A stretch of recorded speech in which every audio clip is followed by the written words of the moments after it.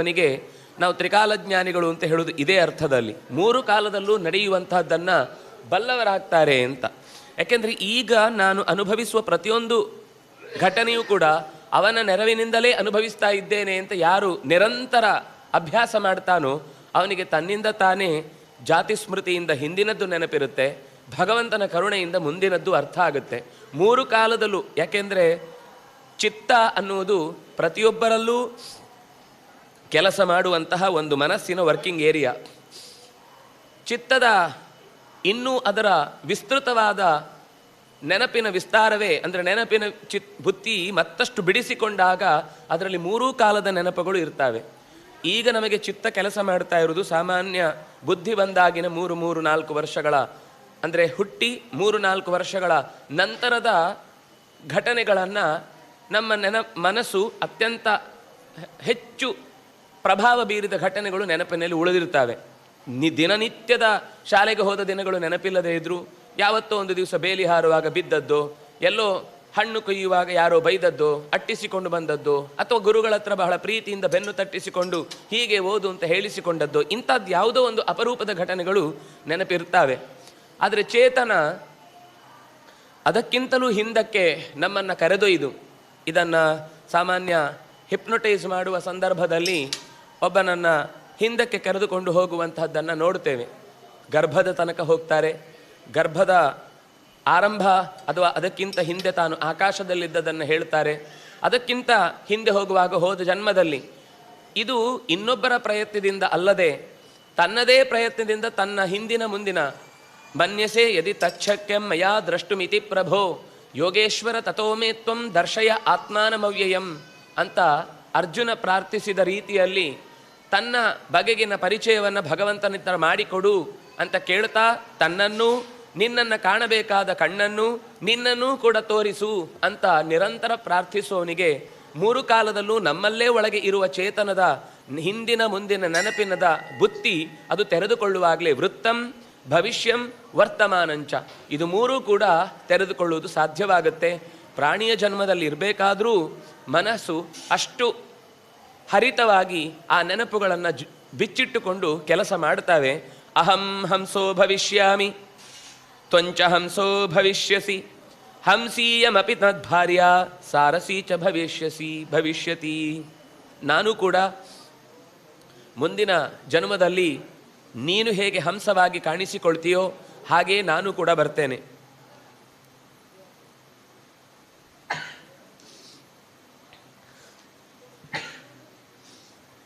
ನಾವಿಬ್ಬರೂ ಕೂಡ ಹಂಸದ ಜನ್ಮವನ್ನು ಎತ್ತಿ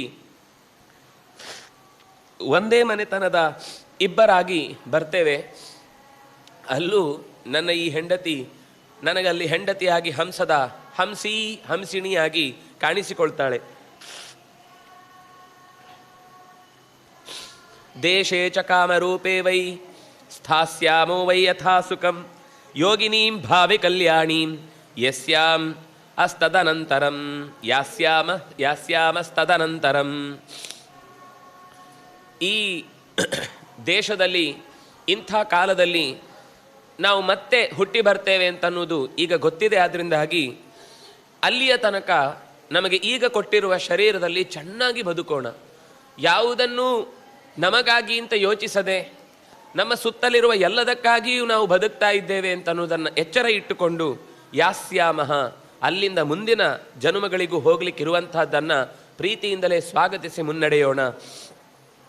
ತತಶ್ಚ ಮಾನುಷಂ ಜನ್ಮ ಪ್ರಾಪ್ಸ್ಯಾಮೋ ದುರ್ಲಭಂ ಪುನಃ ಶ್ರೇಯಸ್ತದ್ವಿಪರೀತಂಚ ಪ್ರಾಣಿಭಿರ್ಯತ್ರ ಸಾಧ್ಯತೆ. ನಾವು ಕಾಮರೂಪ ಅನ್ನುವಂತಹ ಅಪರೂಪದ ಪ್ರದೇಶದಲ್ಲಿ ಸುಖವಾಗಿ ಆ ಹಂಸ ಜೀವನವನ್ನು ಕಳೆದ ಬಳಿಕ ಮತ್ತೆ ಅಪರೂಪಕ್ಕೆ ಸಿಗುವ ಮನುಷ್ಯ ಜನ್ಮದಲ್ಲಿ ಹುಟ್ಟಿ ಬರ್ತೇವೆ. ದುರ್ಲಭಂ ಪುನಃ, ದುರ್ಲಭಂ ಮಾನುಷಂ ಜನ್ಮ ಅಂತ ಎಲ್ಲ ಪುರಾಣಗಳಲ್ಲೂ ಹೇಳುವ ಮಾತು. ಅಂದರೆ ಯಾಕೆ ಅಷ್ಟು ಮಹತ್ವ ಕೊಡ್ತಾರೆ ಅಂತನ್ನೋದನ್ನು ಸ್ವಲ್ಪ ನಾವು ಮನುಷ್ಯರಾಗಿ ಯೋಚಿಸಿದರೆ ಅರ್ಥ ಆಗುವ ಸಂಗತಿ. 84 ಲಕ್ಷ ಥರದ ಜೀವಿಗಳಲ್ಲಿ 83,99,999 ಜೀವಿಗಳಿಗೆ ಇಲ್ಲದ ಅಪರೂಪವಾದ 3 ಸತ್ವವನ್ನು, ಶಕ್ತಿಯನ್ನು ಭಗವಂತ ಮನುಷ್ಯನಿಗೆ ಮಾತ್ರ ನೀಡಿರುವಂಥದ್ದು. ಅಂದರೆ ವಾಂಗ್ ಮನಃ ಪ್ರಾಣ ಅಂತ ಒಳ್ಳೆಯ ಆಲೋಚನೆಯ ಶಕ್ತಿ, ಆಲೋಚಿಸಿದ್ದನ್ನು ಆಡುವ ಶಕ್ತಿ, ಆಡಿದ್ದನ್ನು ಮಾಡುವ ಶಕ್ತಿ. ಇದು ಪ್ರಾಣಿಗಳಿಗೆ ಇಲ್ಲದೇ ಇರುವುದರಿಂದ ಅಷ್ಟೂ ಪ್ರಾಣಿಗಳು ವಸ್ತುತಃ ಮನುಷ್ಯನಿಗಿಂತ ಅತ್ಯಂತ ಹೆಚ್ಚು ಬಲಶಾಲಿಯಾಗಿರಬಹುದು. ಅತ್ಯಂತ ಸೂಕ್ಷ್ಮವಾದ ಕಣ್ಣನ್ನು ಹೊಂದಿ 100 ಕಿಲೋಮೀಟರ್ ಎತ್ತರದಲ್ಲಿ ಹಾರ್ತಾ ಇದ್ದರೂ ಕೂಡ ಹದ್ದು ಕೆಳಗೆ ಬಿದ್ದ ಸಣ್ಣ ಹುಳವನ್ನು ತೀಕ್ಷ್ಣವಾದ ಕಣ್ಣಿನಿಂದ ಗುರುತಿಸುವಷ್ಟು ಆ ಕಣ್ಣಿನ ಚುರುಕುತನ ಇರಬಹುದು.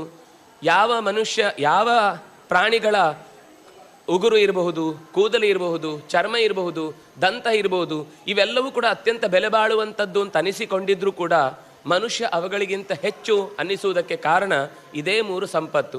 ಅದರಿಂದಾಗಿ ಮನುಷ್ಯನಿಗೆ ಮಾತ್ರ ಒದಗಿದ ಈ ವಿವೇಕ, ಒಳಿತನ್ನ ಆಡುವುದಕ್ಕೆ ಅನುಕೂಲವಾದಂತಹ ನಾಲಗೆ, ಅದಕ್ಕಿಂತ ಹೆಚ್ಚಾಗಿ ದೇಹದ ರಚನೆ. ಪ್ರಾಣಿಗಳಲ್ಲಿ ದೇಹದ ರಚನೆ ನಮ್ಮಕ್ಕಿಂತ ಹೆಚ್ಚು ವೇಗವಾಗಿ ಓಡುವಂತಹದ್ದಿರ್ಬೋದು, ನಮ್ಮಕ್ಕಿಂತ ಹೆಚ್ಚು ಎತ್ತರಕ್ಕೆ ಹಾರುವಂತಹದ್ದಿರ್ಬೋದು, ನಮಕ್ಕಿಂತ ಹೆಚ್ಚು ಗುಂಡಿಯನ್ನು ತೋಡಿ ಭೂಮಿಯ ಆಳಕ್ಕೆ ಎಳೆಯುವಂತಹದ್ದಿರ್ಬೋದು. ಇದು ಏನೇ ಇದ್ರೂ ಕೂಡ ಎತ್ತರಕ್ಕೆ ಮತ್ತಷ್ಟು ಹೆಚ್ಚು ಭಗವಂತನ ಹತ್ತಿರಕ್ಕೆ, ಸಾಮೀಪ್ಯಕ್ಕೆ ಸಾಗುವುದಕ್ಕೆ ಬೇಕಾದಂತಹ ಸರಿತಪ್ಪುಗಳನ್ನು ವಿವೇಚಿಸಿ ಸರಿಯಾದ ವಿಷಯವನ್ನೇ ಪ್ರಸ್ತಾವಗೊಳಿಸುತ್ತಾ ಅದನ್ನು ಜೀವನದುದ್ದಕ್ಕೂ ರೂಢಿಸಿಕೊಳ್ಳುವುದಕ್ಕೆ ಅನುಕೂಲವಾದ ಶಕ್ತಿಯನ್ನು ಮನುಷ್ಯ ಮಾತ್ರ ಹೊಂದಿದ್ದಾನೆ. ಹಾಗಾಗಿ ಹೆಚ್ಚು ವಿಧಿವಿಧಾನಗಳು ಹೇಳುವಂತಹದ್ದು ಶಾಸ್ತ್ರ ಇದೇ ಕಾರಣಕ್ಕೆ ಮನುಷ್ಯನಿಗೆ ಮಾತ್ರ. ಪ್ರಾಣಿಗಳಿಗೆ ಯಾವತ್ತೂ ಕೂಡ ಜೀವನದ ವಿಧಾನ ಹೀಗಿರಬೇಕು ಹಾಗಿರಬೇಕು ಅಂತ ಯಾಕಿಲ್ಲ ಅಂದರೆ ಅವುಗಳಿಗೆ ಯಾವುದೇ ರೀತಿಯಾದಂತಹ ಬೌದ್ಧಿಕವಾದ ನಮ್ಮ ರೀತಿಯ ಬೆಳವಣಿಗೆ ಇಲ್ಲ. ಎಷ್ಟೋ ಸರ್ತಿ ನಮಕ್ಕಿಂತ ಹೆಚ್ಚು ಬುದ್ಧಿವಂತಿಕೆಯನ್ನು ತೋರಿ ಯಾವುದೋ ಒಂದು ಪ್ರಸಂಗವನ್ನು ಅವುಗಳು ಗೆದ್ದಿರ್ತಾವೆ. ಆದರೆ ಶಾಸ್ತ್ರೀಯ ದೃಷ್ಟಿಯಿಂದ ಸರಿತಪ್ಪುಗಳ ಧರ್ಮಾಧರ್ಮಗಳ ಸುಖ ಅಸುಖಗಳಲ್ಲಿ ಒಂದೇ ರೀತಿಯಾಗಿ ಇರುವ ಎಚ್ಚರಿಕೆಯನ್ನು ಪಡೆಯುವಂಥದ್ದು ಮನುಷ್ಯ ಮಾತ್ರ. ಹೀಗೆ ನಮ್ಮಿಬ್ಬರ ಬದುಕಿನಲ್ಲಿ ಮತ್ತೊಮ್ಮೆ ಮನುಷ್ಯ ಜನ್ಮ ಒದಗಿ ಬರುತ್ತೆ. ಮನುಷ್ಯ ಶಬ್ದದ ಅರ್ಥವೇ ಮನುಂ ಸ್ಯಂದತೆ ಇತಿ ಮನುಷ್ಯ ಅಂತ, ತಿಳಿಯುವನ್ನು ಪಡೆಯುವುದಕ್ಕೆ ಯೋಗ್ಯವಾದ ಶರೀರ ಉಳ್ಳದ್ದು ಅಂತ. ಬೇರೆ ಯಾವ ಜನ್ಮದಲ್ಲೂ ಕೂಡ, ಯಾವ ಪ್ರಾಣಿಗಳಲ್ಲಿ, ಪಕ್ಷಿಯಲ್ಲಿ, ಕ್ರಿಮಿ ಕೀಟ ಎಲ್ಲೂ ಕೂಡ ಅರಿವು ಪಡೆಯಬೇಕು ಅಂತನ್ನುವ ಒತ್ತಡವಾಗಲಿ ಅಂಥದ್ದಕ್ಕೆ ಅವಕಾಶವಾಗಲಿ ಇಲ್ಲವೇ ಇಲ್ಲ. ತಿಳಿಲಿಕ್ಕೆ ಅವಕಾಶ ಇರುವಂತಹದ್ದು ಒಂದೇ ಜನ್ಮ. ಅಂತಹ ಒಂದು ಜನ್ಮ ನಮಗೆ ಸಿಕ್ಕಿದಾಗ ನಾವು ಹಿತವನ್ನು ಸಾಧಿಸಿಕೊಳ್ಬೇಕು, ಒಳಿತನ್ನು ಮಾಡುವುದಕ್ಕೆ ಪ್ರಯತ್ನಿಸಬೇಕು. ಶ್ರೇಯ ತದ್ವಿಪರೀತಂಚ, ಮನುಷ್ಯನಿಗೆ ಅದು ಶ್ರೇಯಸ್ಸಿಗೆ ಕಾರಣ ಆಗುತ್ತೆ. ಅಂದರೆ ಅವನು ಒಳಿತನ್ನು ಮಾಡಿದರೆ ಮತ್ತಷ್ಟು ಹೆಚ್ಚು ಬಾರಿ ಮತ್ತಷ್ಟು ಒಳಿತನ್ನೇ ಸಾಧಿಸುವುದಕ್ಕೆ ಬೇಕಾದ ಶ್ರೇಯಸ್ಕರವಾದ ಈ ಶರೀರವನ್ನೇ ಪಡೆಯುತ್ತಾನೆ. ಆದರೆ ತದ್ವಿಪರೀತಂ, ಅಕಸ್ಮಾತ್ ಅದನ್ನೇ ದುರುಪಯೋಗ ಪಡಿಸಿಕೊಂಡ ಅಂದರೆ ಮತ್ತೆ ಆ ಚಕ್ರದಲ್ಲಿ ಎತ್ತರಕ್ಕೆ ಬಂದು ಇಳಿದವನು ಚಕ್ರ ಕೆಳಕ್ಕೆ ಬೀಳುವಂತೆ ಮತ್ತೆ ಪ್ರಾಣಿ ಕ್ರಿಮಿ ಕೀಟಗಳ ಶರೀರದ ಒಳಗೆ ಪ್ರವೇಶಿಸುವಂತಹ ತಪ್ಪು ಹೆಜ್ಜೆಯನ್ನು ಇಟ್ಟು ಬಿಡುತ್ತಾನೆ. ಏವಂ ಸರ್ವಾನ್ ಶಿವೋ ಜಂತೂನ್ ಮೋಹಯಿತ್ವಾ ಸ್ವಮಾಯಯ ಸುಖೈರ್ಭುನಕ್ತಿ ದುಃಖೈಶ್ಚ ನಾಸ್ಮಾನೇವತು ಕೇವಲಂ. ಈ ರೀತಿಯಾಗಿ ಜಗತ್ತನ್ನು ನೇಮಿಸುವಂತಹ ಮಂಗಳಮಯವಾದಂತಹ ಶಕ್ತಿ ತನ್ನ ಮಾಯಾರಚಿತವಾದ ಜಾಲದಿಂದ ತನ್ನೊಳಗೆ ಬಲೆಯಲ್ಲಿ ಸಿಲುಕಿಸುವಂತಹ ಶಕ್ತಿಯನ್ನು ಹೊಂದಿ ಸುಖವನ್ನು ಉಣಿಸುತ್ತಾನೆ, ದುಃಖವನ್ನು ಉಣಿಸುತ್ತಾನೆ. ಸುಖವನ್ನು ದುಃಖವನ್ನು ಎರಡನ್ನೂ ಕಾಲಕಾಲಕ್ಕೆ ಕಾರಣ ಇಲ್ಲದೆ ಯಾವುದನ್ನೂ ಮಾಡದೆ ನಿಯಂತ್ರಣದಲ್ಲಿ ಇಟ್ಟುಕೊಂಡು ಜಗತ್ತನ್ನು ನಡೆಸ್ತಾನೆ. ನಮ್ಮನ್ನು ಮಾತ್ರ ಅಲ್ಲ, ಮನುಷ್ಯರನ್ನು ಅಂತಲ್ಲ, ಯಾರ್ಯಾರು ಈ ಪ್ರಕೃತಿಯಲ್ಲಿ ಇಳಿದು ಬಂದಾಗ ಕರ್ಮದ ಹಿನ್ನೆಲೆಯಲ್ಲಿ ಬರ್ತಾನೋ ಅವು ಎಲ್ಲರನ್ನೂ ಕೂಡ ನೇಮಿಸುವ ಶಕ್ತಿ ಅವನೊಬ್ಬನೇ ಆಗಿದ್ದಾನೆ. ಅಯಂ ಲೋಕೆ ಪ್ರವೃತ್ತಶ್ಚ ಮಾರ್ಗೋ ವಿಧಿ ವಿನಿರ್ಮಿತಃ ಧರ್ಮಯೋತ್ಯರ್ಥೆ ಸುಖ ದುಃಖ ಫಲಾತ್ಮಕ. ಈ ಲೋಕ ಅನ್ನೋದು ಸುಖ ಮತ್ತು ದುಃಖಗಳೆಂಬ ಫಲವನ್ನು ಉಣ್ಣುವುದಕ್ಕಾಗಿಯೇ ಇಲ್ಲಿಗೆ ಬರುವುದು. ಅವನಿಗೇನು ಇನ್ನೂ ಅನುಭವಿಸಲಿಕ್ಕೆ ಇಲ್ಲ ಅಂತಾದಾಗ ಸೂಕ್ಷ್ಮ ಜೀವಿಯಾಗಿ ಆಕಾಶದಲ್ಲೇ ಎಷ್ಟೋ ಕಾಲ ಕಾಯಬೇಕಾಗುತ್ತೆ. ನನಗೆ ಈ ಶರೀರ ಬರಬೇಕು ಅಂತಂದರೆ ಅನಂತ ಕಾಲಗಳ ತನಕ ಕಾದು ಯಾವುದೋ ಒಂದು ಮೋಡ ಆತನನ್ನು ಹೊತ್ತು ಅದು ಮಳೆಯಾಗಿ ಭೂಮಿಗೆ ಬಿದ್ದು ಆ ನೀರು ಹರಿಯುವಾಗ ಯಾವುದೋ ಗಿಡವನ್ನು ಸೇರಿ ಆ ಗಿಡದ ಒಳಗೆ ಜೀವ ಸೇರಿದ ಹಸುವಿನ ಒಳಗೆ ಅಥವಾ ಪ್ರಾಣಿಯೊಳಗೆ ಯಾವುದರಲ್ಲೋ ಸೇರಿ ಅದು ಮತ್ತೆ ಹಾಲಾಗಿ, ಹಾಲು ಮತ್ತೆ ಪಾನವಾಗಿ, ಪಾನ ಮತ್ತೆ ದೇಹಕ್ಕೆ ಹೋಗಿ, ದೇಹದಿಂದ ಮತ್ತೆ ಹೆಣ್ಣಿನ ಶರೀರವನ್ನು ಪ್ರವೇಶಿಸಿ ಅದರಲ್ಲೂ ಪ್ರಾಣಿ ಪಕ್ಷಿಗಳಲ್ಲದೆ ಮನುಷ್ಯನ ತನಕ ಬರಲಿಕ್ಕೆ ಅದರ ಚಕ್ರ ಮತ್ತೆ ಎಲ್ಲೆಲ್ಲೋ ಕೊಂಡೊಯ್ದು ಆತನ ಮನುಷ್ಯ ಜನ್ಮಕ್ಕೆ ಕಾರಣವಾಗುತ್ತೆ. ಹೀಗೆ ಈ ಲೋಕ ಪ್ರವೃತ್ತಿಗೋಸ್ಕರ ಇರುವುದು. ಪ್ರವೃತ್ತಿ ಅಂದರೆ ಪ್ರಯತ್ನಪಟ್ಟು ಕೆಲಸ ಮಾಡುವುದಕ್ಕೆ ಮುಂದೆ ನಡೆಯುವುದಕ್ಕೋಸ್ಕರ ಇರುವಂತಹ ಮಾರ್ಗ ಇದು. ವಿಧಿ ವಿನಿರ್ಮಿತ, ವಿಧಿಯೇ ತೋರಿಕೊಟ್ಟ ದಾರಿ ಇದು. ಧರ್ಮ ಮತ್ತು ಅಧರ್ಮದಿಂದ ಕೂಡಿರುವಂತಹದ್ದು. ಅಂದರೆ ಲೋಕ, ಅದರಲ್ಲಿ ಒಳಿತನ್ನು ಮಾಡುವವರು ಇರ್ತಾರೆ, ಕೆಡುಕನ್ನು ನಡೆಸುವವರು ಇರ್ತಾರೆ. ನಾವು ಆಯ್ಕೆ ಮಾಡಿಕೊಳ್ಳಿಕ್ಕೆ ಹಿರಿಯರು ಸಾಗಿದ ದಾರಿಯನ್ನು ಅಭ್ಯಾಸಕ್ಕೋಸ್ಕರ ಅನುಭವ ಕಥಿತವಾದ ಮಾತುಗಳನ್ನು ಮುಂದಿಟ್ಟುಕೊಂಡು ಸರಿಯಾದ ಹೆಜ್ಜೆ ಇಟ್ಟಾಗ ಸರಿಯಾದ ಫಲವನ್ನೇ ಪಡೆಯುತ್ತೇವೆ. ಹಿಂದಿನವರು ಸಾಗಿದ ದಾರಿಯಲ್ಲಿ ಸರಿತಪ್ಪುಗಳು ಸರಿಯಾಗಿ ತಿಳಿದೂ ಕೂಡ ಮತ್ತೂ ತಪ್ಪು ಹೆಜ್ಜೆಯನ್ನಿಟ್ಟಾಗ ಮತ್ತೆ ಅಧರ್ಮದ ದಾರಿಯನ್ನು ತೊಳೆದದ್ದಕ್ಕಾಗಿ ದುಃಖವನ್ನೇ ಅನುಭವಿಸ್ತಾನೆ. ಸೇವಿತಃ ಪ್ರಾಣಿಭಿಃ ಸರ್ವೈಃ ಸರ್ವದಾ ವಾ ಪುನಃ ಪುನಃ ದೇವಾಸುರನರವ್ಯಾಘ್ರ ಕ್ರಿಮಿಕೀಟ ಜಲೇಚರೈಃ ನಾತಿಕ್ರಾಂತೋ ಹಿ ಕೇನಾಪಿ ಪಂಥಾಯಂ ದುಃಖಕಂಟಕಃ ವಿರಕ್ತಾನ್ ಯೋಗಿನೋಧ್ಯಾಯಂ ವಿನಾ ವೇದಾಂತ ಪಾರಗಾನ್. ಈ ಕರ್ಮದ ಫಲವನ್ನು ಪ್ರಾಣಿಯಾಗಿ, ಪಕ್ಷಿಯಾಗಿ, ದೇವತೆಗಳಿರಬಹುದು, ಅಸುರರಿರಬಹುದು, ನರರಿರಬಹುದು, ಕ್ರೂರವಾದ ವ್ಯಾಘ್ರಾದಿ ಪ್ರಾಣಿಗಳಿರಬಹುದು, ಕ್ರಿಮಿಗಳಿರಬಹುದು, ಅತ್ಯಂತ ಸೂಕ್ಷ್ಮವಾದ ವೈರಸ್ನಂತಹ ಕೀಟಗಳಿರಬಹುದು, ಜಲದಲ್ಲಿ ವಾಸ ಮಾಡುವಂತಹ ಅತ್ಯ ಸೂಕ್ಷ್ಮವಾದ ತಿಮಿಂಗಿಲಗಳೇ ಮೊದಲಾದಂತಹ ಜೀವಿಗಳಿರಬಹುದು. ಇವೆಲ್ಲವೂ ಕೂಡ ಆ ಜನ್ಮದಲ್ಲಿ ಬರಲಿಕ್ಕೆ ಏನೋ ಒಂದು ಕಾರಣ ಇದ್ದೇ ಈ ಪ್ರಪಂಚದ ಅನೇಕ ಥರದ ಸ್ಪೀಷೀಸ್ಗಳಲ್ಲಿ ಒಂದಾಗಿ ತಮ್ಮನ್ನು ಲೋಕದಲ್ಲಿ ಪ್ರಕಟಪಡಿಸಿಕೊಳ್ತಾವೆ. ಯಾರೂ ಕೂಡ ನಾತಿಕ್ರಾಂತೋ ಹಿ ಕೇನಾಪಿ, ಇಲ್ಲಿ ತನಕವು ಯಾರೂ ಕೂಡ ಈ ಕರ್ಮಫಲದ ಗೆರೆಯನ್ನು ದಾಟಿ ತಮಗಿಷ್ಟ ಬಂದಂಥ ಶರೀರವನ್ನು ಬೇಕು ಅಂತ ಬಯಸಿ ಪಡೆದು ಅದರಲ್ಲಿ ತಮ್ಮ ಸಾಧನೆಯನ್ನು ಮುಂದುವರೆಸಿದ್ದು ಅಂತಿಲ್ಲ. ನಾಂತಿಕ್ರಾಂತೋ ಹಿ ಕೇನಾಪಿ ಪಂಥಾಯಂ ದುಃಖ ಕಂಟಕಃ, ದುಃಖಕ್ಕೆ ಕಾರಣವಾದ ಅಥವಾ ಫಲವನ್ನೇ ಅನುಭವಿಸಬೇಕು ಅಂತ ಶರೀರವನ್ನು ಪಡೆಯುವ ವಿಷಯದಲ್ಲಿ ಯಾರೂ ಕೂಡ ಈ ಕರ್ಮದ ಗೆರೆಯನ್ನು ದಾಟಿಲ್ಲ. ದಾಟ್ಲಿಕ್ಕಾಗತ್ತೆ ಎಂಥವರಿಗೆ? ವಿರಕ್ತಾನ್ ಯೋಗಿನಃ ವೇದಾಂತ ಪಾರಗಾನ್. ಲೋಕದ ಯಾವುದೇ ವಸ್ತುವಿನ ಬಗ್ಗೆ ವ್ಯಾಮೋಹ ಇಟ್ಟುಕೊಳ್ಳದೆ ಯಥಾವತ್ತಾಗಿ ಬಂದದ್ದನ್ನು ಸ್ವೀಕರಿಸ್ತೇನೆ ಅಂತನ್ನುವ ವಿರಕ್ತನಿಗೆ ಈ ಕರ್ಮಫಲದ ವ್ಯತ್ಯಾಸ ಅಂತನ್ನೋದು ಅವನನ್ನು ದುಃಖಕ್ಕೆ ಈಡು ಮಾಡುವುದಿಲ್ಲ. ಯೋಗಿನಃ, ಯಾವುದು ಬೇಕು ಯಾವುದು ಬೇಡ ಅಂತ ನಿಶ್ಚಯಿಸಿ ಇದು ನನಗೆ ಬೇಕಾದದ್ದು ಅಂತ ಗೊತ್ತಾಗುವ ಹಾಗೆ ಅದನ್ನು ಸ್ವೀಕರಿಸಿ ಇದು ನನಗೆ ಬಂದದ್ದೇ ನೋಯಿಸ್ಲಿಕ್ಕೋಸ್ಕರ ಅಂತ ತಿಳಿದು ಮೊದಲೇ ಆ ನೋವನ್ನು ಸಹಿಸ್ತೇನೆ ಅಂತ ಕೂತವನನ್ನು ಕೂಡ ಈ ಕರ್ಮಫಲ ನೋಯಿಸ್ಲಿಕ್ಕಾಗಲಿ ಆತನನ್ನು ಕಷ್ಟಕ್ಕೆ ಈಡು ಮಾಡುವುದಕ್ಕಾಗಲಿ ಸಾಧ್ಯ ಇಲ್ಲ. ಇನ್ನು ವೇದಾಂತ ಪಾರಗಾನ್, ಇದೆಲ್ಲ ಒಂದಕ್ಕೊಂದು ಹೊಂದಿಕೊಂಡೇ ಇರುವಂಥದ್ದು. ಅದರಲ್ಲಿ ವಿರಕ್ತನಾದವನಿಗೆ ಎಲ್ಲೋ ಒಂದಿಷ್ಟು ಶಾಸ್ತ್ರದ ಸ್ಪರ್ಶ ಇರಲೇಬೇಕು. ಈಗ ನೇರವಾಗಿ ಇಲ್ಲದೇ ಇರಬಹುದು, ಹಿಂದೆ ಎಲ್ಲೋ ದೊಡ್ಡವರ ಅನುಗ್ರಹದಿಂದ ಅವರ ಸೇವೆ ಮಾಡಿ ಮಾಡಿ ಮಾಡಿ ಶಾಸ್ತ್ರದ ನೇರ ವಾಕ್ಯಗಳು ಗೊತ್ತಿಲ್ಲ ಅಂದರೂ ಅವನು ಮಾತಾಡಿದ್ರಲ್ಲಿ ಶಾಸ್ತ್ರದ ಮಾತುಗಳು ಇಣುಕ್ತಾ ಇರ್ತವೆ. ಆದರೆ ಹಿಂದಿನಿಂದ ಬಂದ ಸಂಸ್ಕಾರ, ದೊಡ್ಡವರ ಜೊತೆಗಿನ ಒಡನಾಟ ಮತ್ತು ಪ್ರಕೃತಿಯನ್ನು ಸರಿಯಾಗಿ ಅಬ್ಸರ್ವ್ ಮಾಡಿ ಅವನು ಕಲಿತ ಅನೇಕ ಅನುಭವದ ಮಾತುಗಳು ಆತನ ಬದುಕಿಗೆ ಸದಾ ಅನುಕೂಲತೆಯನ್ನೇ ಉಂಟು ಮಾಡುತ್ತೆ. ಹಾಗಾಗಿ ಈ ವಿರಕ್ತನಲ್ಲದವನಿಗೆ ಸರಿಯಾದ ಪ್ರಪಂಚವನ್ನು ಹೇಗೆ ಅರ್ಥ ಮಾಡಿಕೊಳ್ಳಬೇಕು ಅಂತ ಉಪಾಯವನ್ನು ತಿಳಿಯದವನಿಗೆ, ಶಾಸ್ತ್ರಗಳು ಹೇಳುವ ನಿಜವಾದ ಅದರ ಎಸೆನ್ಸ್ ಏನು ಅಂತ ಅರಿಯದವನಿಗೆ ಮಾತ್ರ ಕರ್ಮ ಆತನನ್ನು ಗಂಟು ಹಾಕುತ್ತೆ. ಅದನ್ನು ಅರಿತವನಿಗೆ, ಉಪಾಯಗಳನ್ನು ಚೆನ್ನಾಗಿ ಬಲ್ಲವನಿಗೆ ಜ್ಞಾನಾಸಿನಾತೇನ, ಅರಿವು ಎನ್ನುವಂತಹ ಖಡ್ಗದಿಂದಲೇ ಈ ಜನ್ಮ ರೋಗ ಭಯಾಕುಲವಾದಂತಹ ಸಂಸಾರದ ಬಂಧನವನ್ನು ಕತ್ತರಿಸಿಕೊಳ್ಳಿಕ್ಕೆ ಆತನಿಗೆ ಶಕ್ತಿಯಾಗಿ ಕೆಲಸ ಮಾಡುತ್ತೆ. ಅವನದನ್ನು ಸರಿಯಾಗಿ ಪಡೀಲಿಲ್ಲ ಅಂತ ಆದಾಗ ಯಾವಾಗಲೂ ಹಾಗೆ ಒಂದು ಕತ್ತಲೆಯ ಕೋಣೆಗೆ ಇದ್ದಕ್ಕಿದ್ದಂತೆ ನಮ್ಮನ್ನು ತಳ್ಳಿದರೆ ನಾವು ಒಳಕ್ಕೆ ಕೈ ಚಾಚಿಕೊಂಡು ನಿಧಾನಕ್ಕೆ ನೆಲವನ್ನು ಮುಟ್ಟಿಕೊಳ್ತಾ ಆ ಕೊನೆಯ ತನಕ ಹೋಗುವುದು ಹೇಗೆ ಅಂತ ಯೋಚಿಸ್ತಾ ಹರಡಿಕೊಂಡು ಹೋಗ್ತೇವೆ ದೇಹವನ್ನು. ಅದೇ ಕೋಣೆಗೆ ಚೆನ್ನಾಗಿ ಒಂದು ದೀಪ ಹಾಕಿ ಹೋಗು ಅಂತ ಹೇಳಿದರೆ ಏನು ಯೋಚನೆ ಇಲ್ಲದೆ ಎಲ್ಲ ನೋಡಿಕೊಂಡು ಎಲ್ಲೆಲ್ಲಿ ಏನೇನು ವಸ್ತುಗಳಿದೆ ಅಂತ ಗೊತ್ತು ಮಾಡಿಕೊಂಡು ನೇರ ನಮ್ಮ ಗುರಿಯನ್ನು ಸೇರ್ತೇವೆ. ಯಾವಾಗ ಕತ್ತಲೆ ಇತ್ತೋ ಆವಾಗ ಭಯ ಆಯಿತು, ಏನಿದೆ ಅಂತ ಗೊತ್ತಿಲ್ಲ, ಅದರಿಂದಾಗಿ ಸಾಗುವುದು ನಿಧಾನ ಆಯಿತು. ಅಥವಾ ಗುರಿಯನ್ನೇ ಮುಟ್ಟದೆ ಇನ್ನೆಲ್ಲೋ ಪಕ್ಕದ ಗೋಡೆಗೆ ತಲೆ ಹೊಡ್ಕೊಂಡ್ರೂ ಅದೇನೋ ಆಶ್ಚರ್ಯ ಅಲ್ಲ.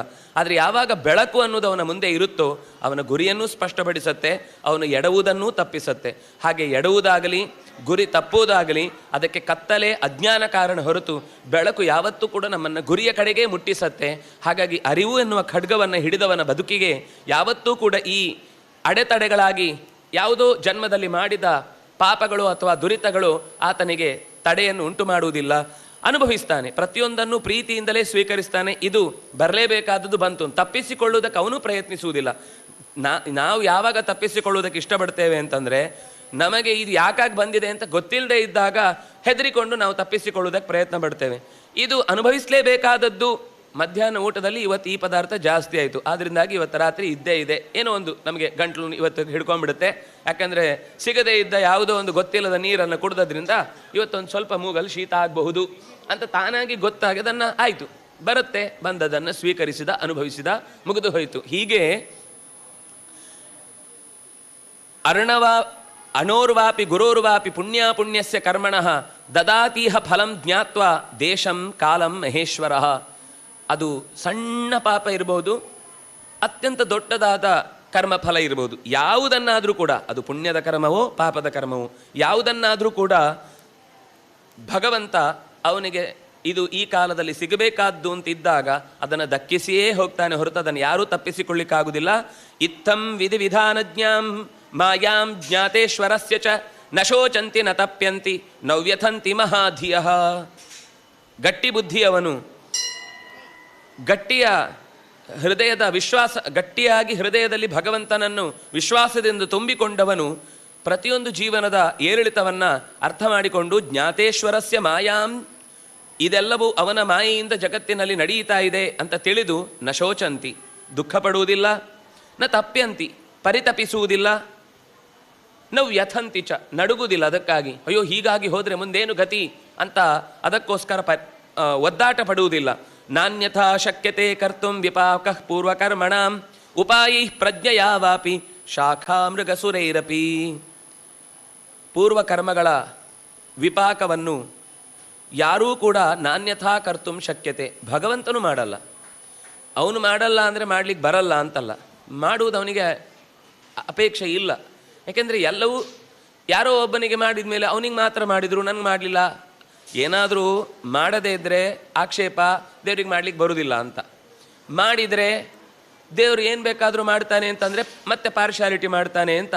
ಏನು ಪ್ರಶ್ನೆ ಕೇಳೋರಿಗೆ, ಆಕ್ಷೇಪ ಮಾಡೋರಿಗೆ ಏನು ಮಾಡಿದರೂ ಪ್ರಶ್ನೆ ಕೇಳುವುದೇ ಅಷ್ಟೇ ಉದ್ದೇಶ ಹೊರತು ಅದರಿಂದ ಅವನ ಗುಣ ದೊಡ್ಡದಾಯಿತು ಅಂತ ಯೋಚಿಸುವ ಭಾವ ಇಲ್ಲ ಅಂತ ಆದದ್ರಿಂದ ನಾವು ಅವರಿಗೆ ಉತ್ತರ ಕೊಟ್ಟು ಉಪಯೋಗ ಇಲ್ಲ. ಅನ್ಯಥಾ ಕರ್ತುಂ, ಹೇಗೆ ಬೇಕಾದರೂ ಬದಲಿಸುವ ಶಕ್ತಿ ಇರುವವನಾಗಿದ್ದರೂ ಕೂಡ ನಿಯಮವನ್ನು ಬದಲಿಸುವುದಿಲ್ಲ. ಯಾಕೆಂದರೆ ಲೋಕದ ಸಾಮಾನ್ಯ ನಿಯಮವನ್ನು ಇಟ್ಟುಕೊಂಡೇ ಅಧ್ಯಯನ ಮಾಡುವಂತಹ ಭಕ್ತರು ಸಾಮಾನ್ಯ ಜಗತ್ತನ್ನು ತಿಳ್ಕೊಳ್ಳಿಕ್ಕೆ ವೇದವನ್ನು ಆಶ್ರಯಿಸ್ತಾರೆ. ಆ ವೇದದ ಮಾತುಗಳಂತೆಯೇ ಜಗತ್ತನ್ನು ನಡೆಸಿದಾಗ ತಾನು ಯಾವುದನ್ನು ಅನುಭವಿಸಿ ತಿಳ್ಕೊಳ್ಳಿಕ್ಕೆ ಸಾಧ್ಯ ಇಲ್ವೋ ಅದನ್ನು ಹಿರಿಯರು ಹೇಳಿದ ಮಾತಿನಿಂದ ನೋಡಿ ತಿಳ್ಕೊಳ್ಳಿಕ್ಕಾಗುತ್ತೆ. ಅದು ಆ ನಿಯಮವು ಬದಲಾಗ್ತಾ ಹೋಗ್ತಾ ಇದೆ ಅಂತಂದರೆ ಅವನು ಹಾಗಾದರೆ ಜಗತ್ತನ್ನು ಅರ್ಥ ಮಾಡಿಕೊಳ್ಳುವುದು ಹೇಗೆ ಅನ್ನುವ ಪ್ರಶ್ನೆ ಉಳಿಯುತ್ತೆ. ಆ ಕಾರಣದಿಂದ ಭಗವಂತ ಯಾವತ್ತೂ ಜಗತ್ತಿನ ಸಾರ್ವಕಾಲಿಕ ಸಂವಿಧಾನವಾದಂತಹ ವೇದವನ್ನು ಬದಲಾಯಿಸುವ ಯಾವುದೇ ಶಕ್ತಿ ಇದೆ ಎಂದ ಮಾತ್ರಕ್ಕೆ ಶಕ್ತಿಯನ್ನು ಉಪಯೋಗಿಸುವುದೇ ದೊಡ್ಡ ಹೆಮ್ಮೆಯ ಸಂಗತಿ ಅಲ್ಲ. ಯಾಕೆಂದರೆ ಮಗುವಿನ ಹತ್ರ ಒಬ್ಬ ಅಜ್ಜ ಆಟ ಆಡ್ತಾ ಇರಬೇಕಾದ್ರೆ ಅವನಿಗೆ ಶಕ್ತಿ ಇರುತ್ತೆ, ಮಗುವನ್ನು ಸೋಲಿಸುವ ಶಕ್ತಿ ಇರುತ್ತೆ, ಆದರೆ ಸೋಲಿಸುವುದಿಲ್ಲ. ಯಾಕೆಂದರೆ ಮಗುವಿಗೆ ಆಗ ಗೆದ್ದಿದ್ದೇನೆ ಅನ್ನುವ ಖುಷಿ ಕೊಡುವುದೇ ಅವನ ಉದ್ದೇಶ ಇರುತ್ತೆ. ಹಾಗಾಗಿ ಸೋಲ್ತಾನೆ. ಅದರ ಅರ್ಥ ನಿಮಗೆ ಶಕ್ತಿ ಇಲ್ಲ ಅದರಿಂದ ನೀವು ಸೋತ್ರಿ, ಅಕಸ್ಮಾತ್ ಅವನು ಹೊಡೆದ ಅಂತ ಇಟ್ಕೊಳ್ಳಿ, ಏನ್ರಿ ಚಿಕ್ಕ ಮಕ್ಕಳ ಹತ್ರ ಇಂಥ ನಿಮ್ಮ ಸಾಮರ್ಥ್ಯ ತೋರಿಸ್ತೀರಾ ಅಂತ ಅದಕ್ಕೂ ಬೈತಾನೆ. ಒಟ್ಟು ಆಕ್ಷೇಪ ಮಾಡೋವನಿಗೆ ಸರಿ ತಪ್ಪುಗಳ ವಿಮರ್ಶೆ ಬೇಡ, ಅವನಿಗೆ ತಾನು ಏನು ಹೇಳ್ತೇನೋ ಅದರಲ್ಲಿ ಅವನನ್ನು ಸಿಲುಕಿಸಿ ಆ ಮೂಲಕ ತಾನು ಗೆದ್ದೆ ಅಂತ ತನ್ನ ಬುದ್ಧಿವಂತಿಕೆಯ ಪ್ರದರ್ಶನ ಮಾತ್ರ ಇರುತ್ತೆ. ಅದರಿಂದಾಗಿ ಅಂಥವರಿಗೆ ಉತ್ತರ ಕೊಡುವ ಗೋಜಿಗೆ ಶಾಸ್ತ್ರ ಯಾವತ್ತೂ ಹೋಗುವುದೂ ಇಲ್ಲ. ಅದರಿಂದಾಗಿ ಎಂಥ ಸುರೈರಪಿ, ದೇವತೆಗಳಾಗಲಿ ಯಾರೇ ಆಗಲಿ ಈ ಕರ್ಮದ ವಿಪಾಕ ಉಂಟಾದ ಹೊತ್ತನ್ನು ತಪ್ಪಿಸಿಕೊಂಡು ಓಡಾಡಲಿಕ್ಕೆ ಪ್ರಯತ್ನ ಪಡುವುದಿಲ್ಲ. ಮತ್ತು ಉಪಾಯಗಳಿಂದ ಪ್ರಯತ್ನಿಸಿದ ಅಂದರೆ ಅವನು ಸಫಲನೂ ಆಗುವುದಿಲ್ಲ. ಉಪಾಯೈಹಿ ಪ್ರಜ್ಞೆಯಾ ವಾಪಿ, ಅನೇಕ ಉಪಾಯಗಳನ್ನು ಮಾಡಿದರೂ ಕೂಡ ಆ ನಡೆಯಬೇಕಾದ ಘಟನೆಯನ್ನು, ಅನುಭವಿಸಬೇಕಾದ ಆ ಪಾಕವನ್ನು ತಪ್ಪಿಸಿಕೊಳ್ಳಿಕ್ಕೆ ಅವನಿಗೂ ಸಾಧ್ಯ ಇಲ್ಲ. ಪುರಾತ್ವಂ ಭೂಪತಿರ್ಜಾತಃ ಪಶ್ಚಾಜ್ಜಾತೋಸಿ ನಾರಕೀ ಅಧುನಾ ವಾನರೋ ಭೂಯಃ ಜನ್ಮ ಪ್ರಾಪ್ಸ್ಯಸಿ ತಾದೃಶಂ. ಅದರಿಂದಾಗೆ ನೀನು ಹಿಂದೆ ರಾಜನಾದವನು, ಆ ತಪ್ಪನ್ನು ನಡೆಸಿ ನರಕದ ದುಃಖಗಳನ್ನು ಅನುಭವಿಸಿ ಈಗ ವಾನರನಾಗಿ ಈ ಜನ್ಮವನ್ನು ಹೊಂದಿದ್ದಿ. ಇದನ್ನು ಸರಿಯಾಗಿ ತಿಳಿದುಕೊಂಡು ಇತಿ ಮತ್ವಾ ವಿಶೋಕಸ್ತ್ವಂ ಶಾಖಾ ಮೃಗ ಯಥಾ ಸುಖಂ ಪ್ರತೀಕ್ಷಾಂ ಕುರು ಕಾಲಸ್ಯ ರಮಮಾಣೋತ್ರ ಕಾನನೆ. ಈಗ ಉದ್ದದ ಬಾಲದ ಈ ಶರೀರವನ್ನು ಪಡೆದು ನೀನು ಏನು ಮರದಿಂದ ಮರಕ್ಕೆ ಹಾಡಿಕೊಳ್ತಾ ಅಲ್ಲಿ ಸಿಗುವ ಫಲ ಆಹಾರಗಳನ್ನು ತಿಂದುಕೊಳ್ತಾ ಬದುಕ್ತಾ ಇದೆಯಲ್ವಾ, ಇದನ್ನು ಹೀಗೆ ಈ ಲೈಫ್ ಇರುವುದೇ ಹೀಗೆ, ಇದನ್ನು ತಪ್ಪಿಸ್ಲಿಕ್ಕೆ ಸಾಧ್ಯವೇ ಇಲ್ಲ. ಇದನ್ನು ಮೊದಲೇ ಮನಸ್ಸಿನಲ್ಲಿ ದೃಢ ಮಾಡಿಕೊಂಡು ಯಥಾಸುಖಂ ಜೀವ, ಇದರಲ್ಲಿ ಈ ಜೀವನ ಹೀಗೆ ಇರುತ್ತೆ ಅಂತ ಮೊದಲೇ ಮನಸ್ಸಿನಲ್ಲಿ ಸ್ವೀಕರಿಸಿ ಅದನ್ನು ಪ್ರೀತಿಯಿಂದ ಒಪ್ಪಿಕೊಂಡು ಮುಂದೆ ನಡೆ. ಮುಂದಿನ ಒಳಿತಿನ ಕಾಲವನ್ನು ನಿರೀಕ್ಷೆ ಮಾಡು. ನಾವು ಅಂದುಕೊಂಡ ಹಾಗೆ ಜೀವನ ಇರಬೇಕು ಅಂತ ನಾವು ಬಯಸಿದಷ್ಟು ದುಃಖವೇ ಕಾಡುತ್ತೆ ನಮ್ಮನ್ನು. ನಮ್ಮ ಕಣ್ಣೆದುರಿಗೆ ಏನಿದೆಯೋ ಅದು ಸತ್ಯ ಮತ್ತು ಅದೇ ನಮ್ಮನ್ನು ಅಂಟಿಕೊಂಡು ನಿಂತಿರುವುದು. ಅದನ್ನು ನಾವು ತಪ್ಪಿಸಲಿಕ್ಕೆ ಎಷ್ಟು ಪ್ರಯತ್ನ ಪಡ್ತೇವೋ ಅಷ್ಟಷ್ಟು ಅದು ನಮ್ಮ ಮೇಲೆ ಎರಗಿ ಬರುವ ಹಾಗೆ ನಮಗೆ ಮತ್ತಷ್ಟು ಭಾರವೇ ಆಗುತ್ತೆ ಹೊರತು ಅದು ಹಗುರಾಗ್ಲಿಕ್ಕೆ ಸಾಧ್ಯ ಇಲ್ಲ. ಹಾಗಾಗಿ ಪ್ರತೀಕ್ಷಾಂ ಕುರು ಕಾಲಸ್ಯ, ಒಳಿತಿನ ದಿನಗಳು ಬಂದೇ ಬರ್ತಾವೆ. ಅದಕ್ಕಾಗಿ ನಿರೀಕ್ಷೆ ಮಾಡು. ತಾಳ್ಮೆ ಬೇಕು. ನಿರಂತರ ನಮ್ಮ ಕರ್ತವ್ಯ ನಿರ್ವಹಿಸಲಿಕ್ಕೆ ಪ್ರಯತ್ನ ಬೇಕು. ತಾಳ್ಮೆ ಮತ್ತು ಪ್ರಯತ್ನ ಇಲ್ಲದವನ ಬದುಕಿನಲ್ಲಿ ಯಾವತ್ತೂ ಕೂಡ ಒಳಿತನ್ನು ಅವನು ನಿರೀಕ್ಷೆ ಮಾಡಲಿಕ್ಕೆ ಸಾಧ್ಯವೇ ಇಲ್ಲ. ಬಂದದ್ದೆಲ್ಲ ಬರಲಿ, ಗೋವಿಂದನ ದಯೆಯೊಂದಿರಲಿ, ಇದೊಂದು ನಮಗೆ ಸ್ಲೋಗನ್ ಇದ್ದ ಹಾಗೆ. ಯಾವತ್ತು ಬೇಕಾದರೂ ಏನು ಬಂದಾಗಲೂ ಅವನೇ ಗೊತ್ತಿದ್ದು ಕೊಟ್ಟದ್ದಿದು. ಅವನ ನಿರೀಕ್ಷೆ ಇಲ್ಲದೆ ಬಂದದ್ದಲ್ಲ ಇದು. ನಾವೇನು ಅತ್ತ ತಕ್ಷಣ ಅದು ಬದಲಾಗುವುದಿಲ್ಲ. ಅಳದೇ ಇರುವುದರಿಂದ ಇವನು ಅಳುವುದಿಲ್ಲ, ಅದರಿಂದಾಗಿ ತಪ್ಪಿಸಬೇಕು ಅಂತ ಅನ್ನುವುದು ನಡೆಯುವುದಿಲ್ಲ. ಒಪ್ಪಿಕೊಳ್ಳಬೇಕು ಅಂದರೆ ಒಪ್ಪಿಕೊಳ್ಳಬೇಕು. ಹೀಗೆ ಅಹಮಪಿ, ನಾನು ಕೂಡ ನಿನಗೆ ಮಾತ್ರ ಹೇಳ್ತಾ ಇಲ್ಲ, ನಾನು ಈ ಸಾರಸ ಶರೀರದಲ್ಲಿ ಇದ್ದು ಇದನ್ನು ಪ್ರೀತಿಯಿಂದ ಸ್ವೀಕರಿಸಿ ನಡ್ಕೊಂಡು ಮುಂದೆ ಏನು ಹೊಸತು ಬರಲಿಕ್ಕಿದೆ ಅದನ್ನು ಸ್ವೀಕರಿಸಲಿಕ್ಕಿದ್ದೇನೆ. ಕ್ಷಪಯಿಷ್ಯಾಮಿ ವೈ ಜನ್ಮ ಧೈರ್ಯ ಮಾಸ್ಥಾಯ ಸಾರಸಂ. ಕಳಿತೇನೆ, ಈ ಕಾಲವನ್ನು ಕಳಿತೇನೆ. ಕಾಲ ಕಳಿಯಲೇಬೇಕು. ಕಾಲನ್ನು ತಪ್ಪಿಸಿಕೊಂಡು ಯಾರು ಮುಂದೆ ಹೆಜ್ಜೆ ಇಡ್ಲಿಕ್ಕಾಗುವುದಿಲ್ಲ. ನಾನು ಈ ಸಾರಸ ಶರೀರವನ್ನು ದಾಟಿಕೊಂಡು ಮುಂದೆ ಹೋದ ಮೇಲೆ ನೀನು ನಾನು ಒಟ್ಟಾಗಿ ಮತ್ತೊಮ್ಮೆ ಹಂಸ ಜನ್ಮದಲ್ಲಿ ಬಂದಾಗಲೂ ನಾವು ಭೇಟಿ ಆಗ್ತೇವೆ. ಆ ಭೇಟಿಯಾದಾಗ ನನಗೆ ನೆನಪಿರಬಹುದು, ನಿನಗೆ ಗೊತ್ತಿಲ್ಲ ಈಗದ ಪರಿಸ್ಥಿತಿ ಏನಿದೆ, ಮುಂದೆ ನೆನಪಾಗುತ್ತೋ. ನಾವು ಅವತ್ತು ಭೇಟಿಯಾಗಿದ್ವಿ, ಅದೇ ಒಂದು ನದಿಯ ದಂಡೆಯಲ್ಲಿ ನಾವು ಮಾತಾಡಿಕೊಂಡು ನಿನ್ನ ಈ ಚೇಷ್ಟೆಗೆ ನಾನು ಉತ್ತರವಾಗಿ ಕೊಟ್ಟಿದ್ದೆ ಅಂತ ನಾನು ಹೇಳಬಹುದು. ಬಹುಶಃ ಮತ್ತೊಂದು ಪುರಾಣದ ಭಾಗದಲ್ಲಿ ಬರಬಹುದು. ಆದರೆ ಈಗ ಅಂತೂ ನಾನು ನಿನಗೆ ಮುಂದೆ ಏನಾಗುತ್ತೆ ಅನ್ನೋದನ್ನು ಹೇಳಿದ್ದೇನೆ. ಆಗ ಆ ವಾನರನಿಗೆ ಬಹಳ ಸಂತೋಷ ಆಗುತ್ತೆ. ಮಯಾ ತ್ವಂ ಪೂಜಿತಃ ಪೂರ್ವಂ ನೌಮಿ ತ್ವಾಂ ಅಧುನಾಪ್ಯಹಂ ಜಾತಿ ಸ್ಮರೋಸಿನ ಜಾನಾಮಿ ಸರ್ವಂ ಮತ್ಪೂರ್ವದೈಹಿಕಂ. ಮಯಾ ತ್ವಂ ಪೂಜಿತಃ, ನನ್ನಿಂದ ಮೊದಲು ನೀನು ಬಿಡು. ನಿನ್ನಂಥ ಒಬ್ಬ ಒಳ್ಳೆಯ ವಾನರನಾಗಿ ಚೇಷ್ಟೆ ನಿನ್ನ ಧರ್ಮ ಇರಬಹುದು, ಆದರೆ ಕಾರಣ ಇಲ್ಲದೆ ಕೀಟಲೆ ಮಾಡುವಂತಹ ಸ್ವಭಾವ ನಿನ್ನದಲ್ಲ ಅಂತ ನನ್ನ ಒಳಿತನ್ನೇ ಮತ್ತೆ ಮತ್ತೆ ಒತ್ತಿ ಹೇಳಿದ್ರಿಂದಾಗಿ ನಿನ್ನ ಬಗ್ಗೆ ಒಂದು ಗೌರವ ಬಂತು. ನೀನು ಹೇಳಿದ ಮಾತನ್ನು ತಕ್ಷಣ ನಾನು ಒಪ್ಪಿಕೊಂಡೆ. ನನಗೆ ಅರ್ಥ ಆಯಿತು, ನೀನೇನೋ ನನಗೆ ಒಳ್ಳೆಯದನ್ನೇ ಹೇಳಲಿಕ್ಕೆ ಈ ಮಾತುಗಳನ್ನು ಹೇಳ್ತಾ ಇದ್ದಿ ಅಂತ. ಈಗ ನಾನು ನಿನಗೆ ಸಾಷ್ಟಾಂಗ ಎರಗ್ತಾ ಇದ್ದೇನೆ, ಉದ್ದಕ್ಕೆ ನಮಸ್ಕಾರ ಮಾಡ್ತೇನೆ. ನೌಮಿತ್ವಾಂ ಅಧುನಾ ಅಪ್ಯಹಂ. ಈಗಲೂ ನಿನಗೆ ಉದ್ದಕ್ಕೆ ನಮಸ್ಕಾರ ಮಾಡಿ, ಆ ಮೊದಲು ನನಗೆ ನಿನ್ನ ಬಗ್ಗೆ ಇದ್ದ ಭಾವಕ್ಕಿಂತ ಮತ್ತಷ್ಟು ಹೆಚ್ಚು ಗೌರವ ಭಾವ ನಿನ್ನ ಮೇಲೆ ಮೂಡಿದೆ. ನೀನು ಜಾತಿ ಸ್ಮರೋಸಿ, ಹಳೆದನ್ನು ನೆನಪಿಟ್ಟುಕೊಂಡು ನೀನು ಗೆದ್ದು ಬಿಟ್ಟೆ. ನಾನು ಇಷ್ಟು ದಿವಸ ಈ ಶರೀರ ಬಂದದ್ದಕ್ಕೋಸ್ಕರ ತುಂಬ ಬೇಸರ ಮಾಡಿಕೊಂಡೆ. ಏನೂ ಸಿಗಲ್ಲ ಈ ಕಾಡಿನಲ್ಲಿ. ಕಾಡೇ ಎಷ್ಟೋ ಬಾರಿ ಇರದೆ ಅಥವಾ ಇದ್ರೂ ಅದರಲ್ಲಿ ಹೂವು ಹಣ್ಣುಗಳಿರದೆ. ಯಾಕೆಂದರೆ ನಾವು ನೆಡುವ ಮರ ಗಿಡಗಳು ಅದರಲ್ಲಿ ಹೂ ಇರುವುದಿಲ್ಲ, ಹಣ್ಣು ಇರುವುದಿಲ್ಲ, ಸುಮ್ಮನೆ 4 ಟೊಂಗೆ ಇದ್ದು ಬಣ್ಣ ಬಣ್ಣದ ಎಲೆಗಳಿರ್ತಾವೆ ಅಷ್ಟೇ. ಅಂಥದ್ದನ್ನು ನೋಡಿದ ತಕ್ಷಣ ನಮಗೆಲ್ಲ ಕೋಪ ಬರುತ್ತೆ. ಯಾಕೆ ಅಂತ ನಮಗೂ ಗೊತ್ತಿಲ್ಲ. ನಾವು ಅನುಭವಿಸಿದ್ದು ಆ ನೆಟ್ಟ ಫಲವೇ ಮುಂದೆ ನಾವು ಕೋತಿ ಆದಾಗ ಅಂಥದ್ದೇ ಒಂದು ವಾತಾವರಣದಲ್ಲಿ ಉಳಿದು ಈ ಮರ ನೆಟ್ಟವನು ಯಾರು ಅಂತ ಅವನನ್ನು ಬೈಕೋತೇವೆ ನಾವು. ಅಂದರೆ ನಾವು ಏನು ಮಾಡಿದ್ದೋ ಅದು ನಮಗೆ ಅನುಭವಕ್ಕೆ ಬಂದಾಗ ಮಾತ್ರ ಎಚ್ಚರ ಆಗುವಂಥದ್ದು. ಹಾಗೆಯೇ ನನಗೆ ಮಧ್ಯದಲ್ಲಿ ತುಂಬ ಬೇಸರ ಆಗಿದ್ದರೂ ನೀನು ಹಿಂದಿನದ್ದನ್ನು ನೆನಪಿಸಿಕೊಂಡು ಬಂದದ್ದನ್ನು ಹಾಗೆ ಸ್ವೀಕರಿಸುವ ಎತ್ತರದ ಮನಸ್ಥಿತಿಯನ್ನು ತೋರಿಸಿ ನನಗೂ ದಾರಿ ತೋರಿಸಿದೆಯಪ್ಪ. ಸರ್ವಂ ಮತ್ಪೂರ್ವದೈಹಿಕಂ, ನಾನು ಹಿಂದೆ ಮಾಡಿದ ತಪ್ಪನ್ನೂ ಹೇಳಿ ಆ ತಪ್ಪಿಗೆ ಸರಿಯಾದ ಶಿಕ್ಷೆಯ ರೂಪದಲ್ಲಿ ಅನುಭವಿಸಿದ್ದನ್ನು ತಿಳಿಯಪಡಿಸಿ ಈಗ ಈ ಶರೀರ ಬಂದದ್ದಕ್ಕೂ ನೀನು ಕಾರಣವನ್ನು ಹೇಳಿ ನನ್ನ ಮನಸ್ಸಿನಲ್ಲಿದ್ದಂತಹ ಎಲ್ಲ ವೇದನೆಗಳನ್ನು ದುಃಖಗಳನ್ನು ನೀನು ದೂರ ಮಾಡಿದೆ. ತಿಷ್ಠ ಸಾರಸ ಸಾರಸ್ಯ ಶಿವಮಸ್ತು ಸದಾ ತವ ತ್ವದ್ವಾಕ್ಯಾತ್ ಗತಮೋಹೋಹಂ ವಿಚರಿಷ್ಯಾಮಿ ಸರ್ವದಾ. ಆಯಿತು, ನೀನು ಹೇಳಿದಂತೆ ಈ ಶರೀರ ಅನ್ನೋದು ಒಪ್ಪಿಕೊಳ್ಳಬೇಕಾದ್ದು ಅಂತ ನನಗೆ ತುಂಬ ಅಂದರೆ ಮನಸ್ಸಿಗೆ ಹಿತವಾದ ಮಾತದು. ನೀನು ಹೇಳಿದಂತೆ ನನ್ನನ್ನು ಆ ಶರೀರಕ್ಕೆ ಒಗ್ಗಿಸಿಕೊಂಡು ಕಾಲವನ್ನು ನಿರೀಕ್ಷಿಸುತ್ತಾ ವಿಚರಿಷ್ಯಾಮಿ, ಇದೇ ಶರೀರವನ್ನು ಹೊತ್ತು ನನ್ನ ಬದುಕನ್ನು ನಾನು ಮುಂದುವರಿಸ್ತೇನೆ. ಶಿವಮಸ್ತು ಸದಾತವ, ನನ್ನಂತಹ ಒಬ್ಬ ಚೇಷ್ಟೆಯವನಿಗೂ ಕೂಡ ಬುದ್ಧಿ ಹೇಳುವಷ್ಟು ದೊಡ್ಡತನವನ್ನು ತೋರಿದ ನಿನಗೆ ದೇವರು ಯಾವತ್ತೂ ಮಂಗಳವನ್ನೇ ಉಂಟು ಮಾಡಲಿ. ನಾವು ಬುದ್ಧಿವಂತನನ್ನೇ ಶಾಲೆಯಲ್ಲಿ ಕೂಡಿಸಿ ರ್ಯಾಂಕ್ ಬಂತು ಅಂತ ತೋರಿಸೋದು ದೊಡ್ಡ ಸಾಹಸ ಅಲ್ಲ. ದಡ್ಡನನ್ನೂ ಕೂಡಿಸಿಕೊಂಡು ಅವನಿಗೆ ಒಂದಿಷ್ಟು ತಿಳಿ ಹೇಳಿ ಅವನನ್ನು ಸರಿಯಾದ ಮನುಷ್ಯ ಮಾಡುವುದರಲ್ಲೇ ಒಂದು ಸಾಹಸ ಅಂತ ಇರುವುದು. ಹಾಗಾಗಿ ನಾವು ಇವತ್ತು ನಮ್ಮ ಮಕ್ಕಳಿಗೆ ಶಾಲೆಯಲ್ಲಿ ಎಂಥ ಶಾಲೆ ಬೇಕು ಅಂತ ಬಯಸುವಾಗ ನಮ್ಮ ತಲೆಯಲ್ಲಿ ರ್ಯಾಂಕ್ ಬರಬೇಕು ಅಂತ. ಅಲ್ಲಿ ಎಂಥ ಮಕ್ಕಳನ್ನು ತಗೊಂಡು ರ್ಯಾಂಕ್ ತರ್ತಾರೆ ಅಂತ ಗೊತ್ತಿದ್ದು ನಾವು ಅದನ್ನು ಮಾಡ್ತೇವೆ ಅಂತಂದರೆ, ನಮ್ಮ ಮಕ್ಕಳನ್ನಲ್ಲಿ ದೂಡ್ತೇವೆ ಅಂತಂದರೆ ಅದೊಂದು ವಿವೇಕಶೀಲವಾದಂತಹ ಯೋಚನೆ. ನಮಗೆ ಮೇಯಿಸುವುದಷ್ಟೇ ಯೋಚನೆ. ಅದು ಹೇಗೆ ಮೇಯಿಸ್ತಾರೆ, ಯಾಕೆ ಮೇಯಿಸ್ತಾರೆ, ಯಾವ ರೀತಿ ಅವರನ್ನು ಮನುಷ್ಯತ್ವದಲ್ಲಿ ಉಳಿಸಿ ಮೇಯಿಸ್ತಾರೋ, ಒಟ್ಟು ಯಂತ್ರಗಳನ್ನಾಗಿ ಬೆಳೆಸ್ತಾರೋ ಗೊತ್ತಿಲ್ಲದೆ ಬೆಳೆಸ್ತೇವೆ. ಆದರೆ ಯಾವಾಗಲೂ ಮನುಷ್ಯ ಅಂತಾಗಿ ಯೋಚನೆ ಮಾಡಿದ್ದರ ಹಿಂದೆ ಇರಬೇಕಾದದ್ದು ಮನುಷ್ಯತ್ವ ಉಳಿಯುವ, ಮಾನವೀಯತೆ ಉಳಿಯುವ ಶಿಕ್ಷಣ ಸಿಗಬೇಕು ಅಂತ ಅನ್ನೋದು ಬಹಳ ಮುಖ್ಯವಾದ ಸಂಗತಿ. ಆ ವಾನರಿಗೆ ಅವನು ಕೊಟ್ಟ ಶಿಕ್ಷಣದ ರೀತಿ ಅವನಲ್ಲಿದ್ದ ಕೆಡುಕನ್ನೆಲ್ಲ ತೆಗೆದು ಆ ಚೇಷ್ಟೆ ಅಥವಾ ತುಂಬ ತೊಂದರೆ ಕೊಡುವಂತಹ ಬುದ್ಧಿಯುಳ್ಳಂತಹ ವಾನರನಿಗೆ ತಾನು ಶಿಕ್ಷಣ ಕೊಟ್ಟು ಮತ್ತೆ ಅವನನ್ನು ಮೊದಲಿನ ದಾರಿಯಲ್ಲಿ ಸರಿಯಾಗಿ ನೀನು ಮುಂದೆ ನಡೆ ಅನ್ನುವ ರೀತಿ ಪಕ್ಷಿಗಳ ಮೂಲಕ ನಮಗೊಂದು ಪಾಠ. ಶಿಕ್ಷಣ ಅಂದರೆ ಹೇಗಿರಬೇಕು, ಅದರಲ್ಲಿ ಎಷ್ಟು ಸೈಕಾಲಜಿ, ಎಷ್ಟು ಆ ಕಾಲದ ಹಿಂದಿನ ಕಾಲಜ್ಞಾನ, ಫಲ ಅಫಲಗಳ ಪುಣ್ಯಗಳ ವ್ಯವಸ್ಥೆ ಹೇಗೆ ನಡೆಯುತ್ತೆ, ಇದಿಷ್ಟನ್ನು ಬರೀ ಒಂದು ಕಥೆ, ಕೇವಲ ಬರೀ ಒಂದು ಮನಃಶಾಸ್ತ್ರದ ಬಗ್ಗೆ ಆಗಲಿ, ಬರೀ ಒಂದು ಕಾಲಜ್ಞಾನದ ಬಗ್ಗೆ ಆಗಲಿ ಅಷ್ಟೇ ಹೇಳದೆ ಸಮಗ್ರ ಕಥೆ, ಸಮಗ್ರ ವಿಧವಾದ ಪೂರ್ತಿ ಒಂದು ವ್ಯಕ್ತಿಯನ್ನು ಅಂದರೆ ವ್ಯಕ್ತಿತ್ವವನ್ನು ಪೂರ್ಣಗೊಳಿಸುವುದು ಅಂತ. ನಮಗೆ ವ್ಯಕ್ತಿತ್ವ ಇವತ್ತು ವಿಕಸನ ಶಿಕ್ಷಣ ಅಂತ ಏನೇನೇನೋ ಶಬ್ದಗಳಲ್ಲಿ ನಾವು ಎಷ್ಟೆಷ್ಟೋ ದುಡ್ಡನ್ನು ದುಂದು ವೆಚ್ಚ ಮಾಡ್ತಾ ಕಳ್ಕೊಳ್ತಾ ಇರ್ತೀವಿ. ಆದರೆ ನಿಜವಾಗಿ ಇಂತಹ ಕಥೆಗಳನ್ನು ಕೇಳುವುದರಿಂದ ನಿಜವಾದ ವ್ಯಕ್ತಿತ್ವ ವಿಕಸನ ಆಗುವುದು ಅಂತ ಅನ್ನೋದು ಆ ಸಾರಸ ತಾನು ಹೇಳಿದ ಕಥೆಯಿಂದ ಕೋತಿಯ ವ್ಯಕ್ತಿತ್ವವನ್ನು ವಿಕಸನಗೊಳಿಸುವಂತಹ ಆ ವೇದವ್ಯಾಸರ ಕಥಾ ಶೈಲಿಯೇ ಬಹಳ ಅದ್ಭುತವಾದದ್ದು.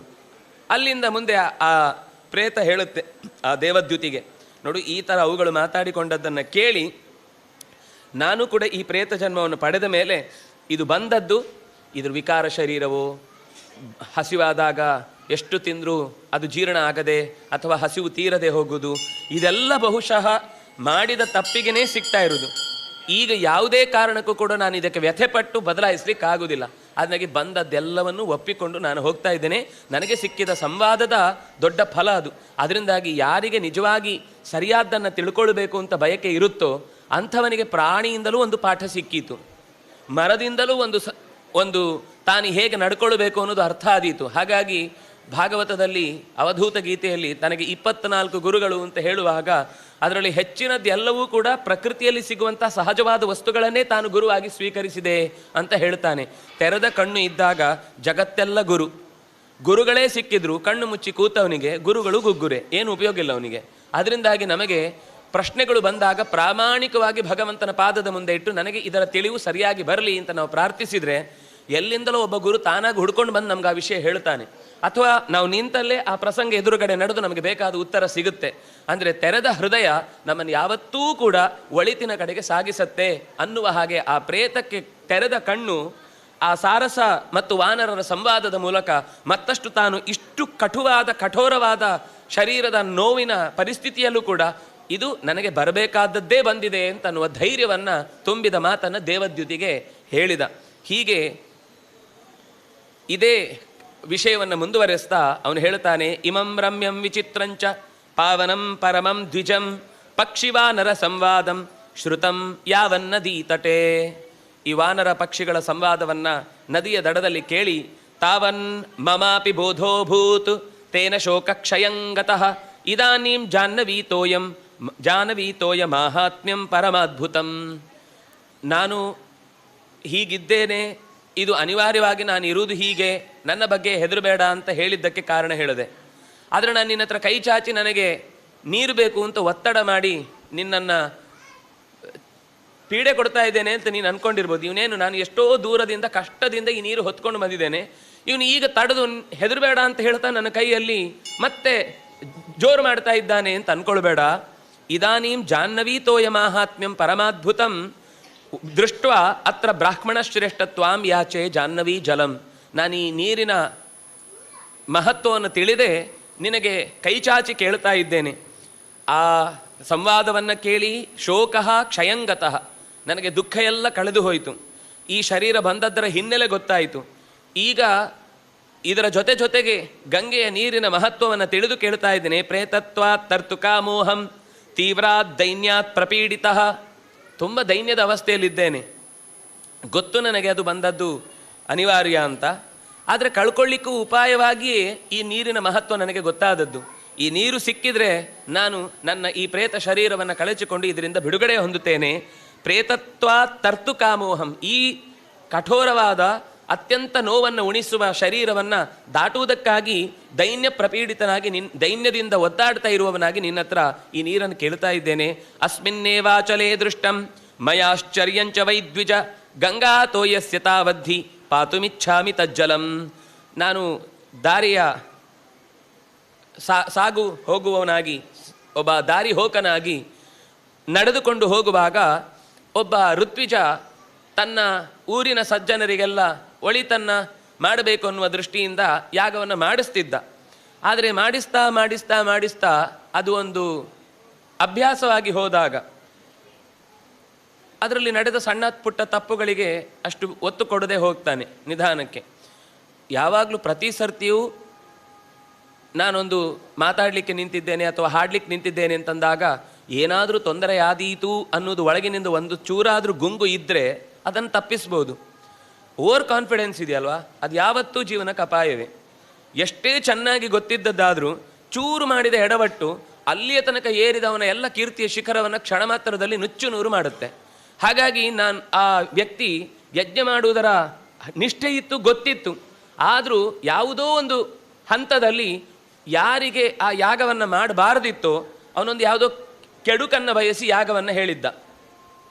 ಯಾಗ ಮಾಡುವುದು ಮುಖ್ಯ, ನನ್ನ ಜವಾಬ್ದಾರಿ. ಕೆಲವೊಂದು ಸರ್ತಿ ನಮಗೆ ಮಾಡಬೇಕು ಅಂತ ಅನಿಸಿದಾಗ ಅದಕ್ಕೆಲ್ಲದಕ್ಕೂ ಒಂದು ಕಾರಣ ಸಿಗುತ್ತೆ, ಅದಕ್ಕೆಲ್ಲದಕ್ಕೂ ಒಂದು ಲಾಜಿಕ್ ಸಿಗುತ್ತೆ.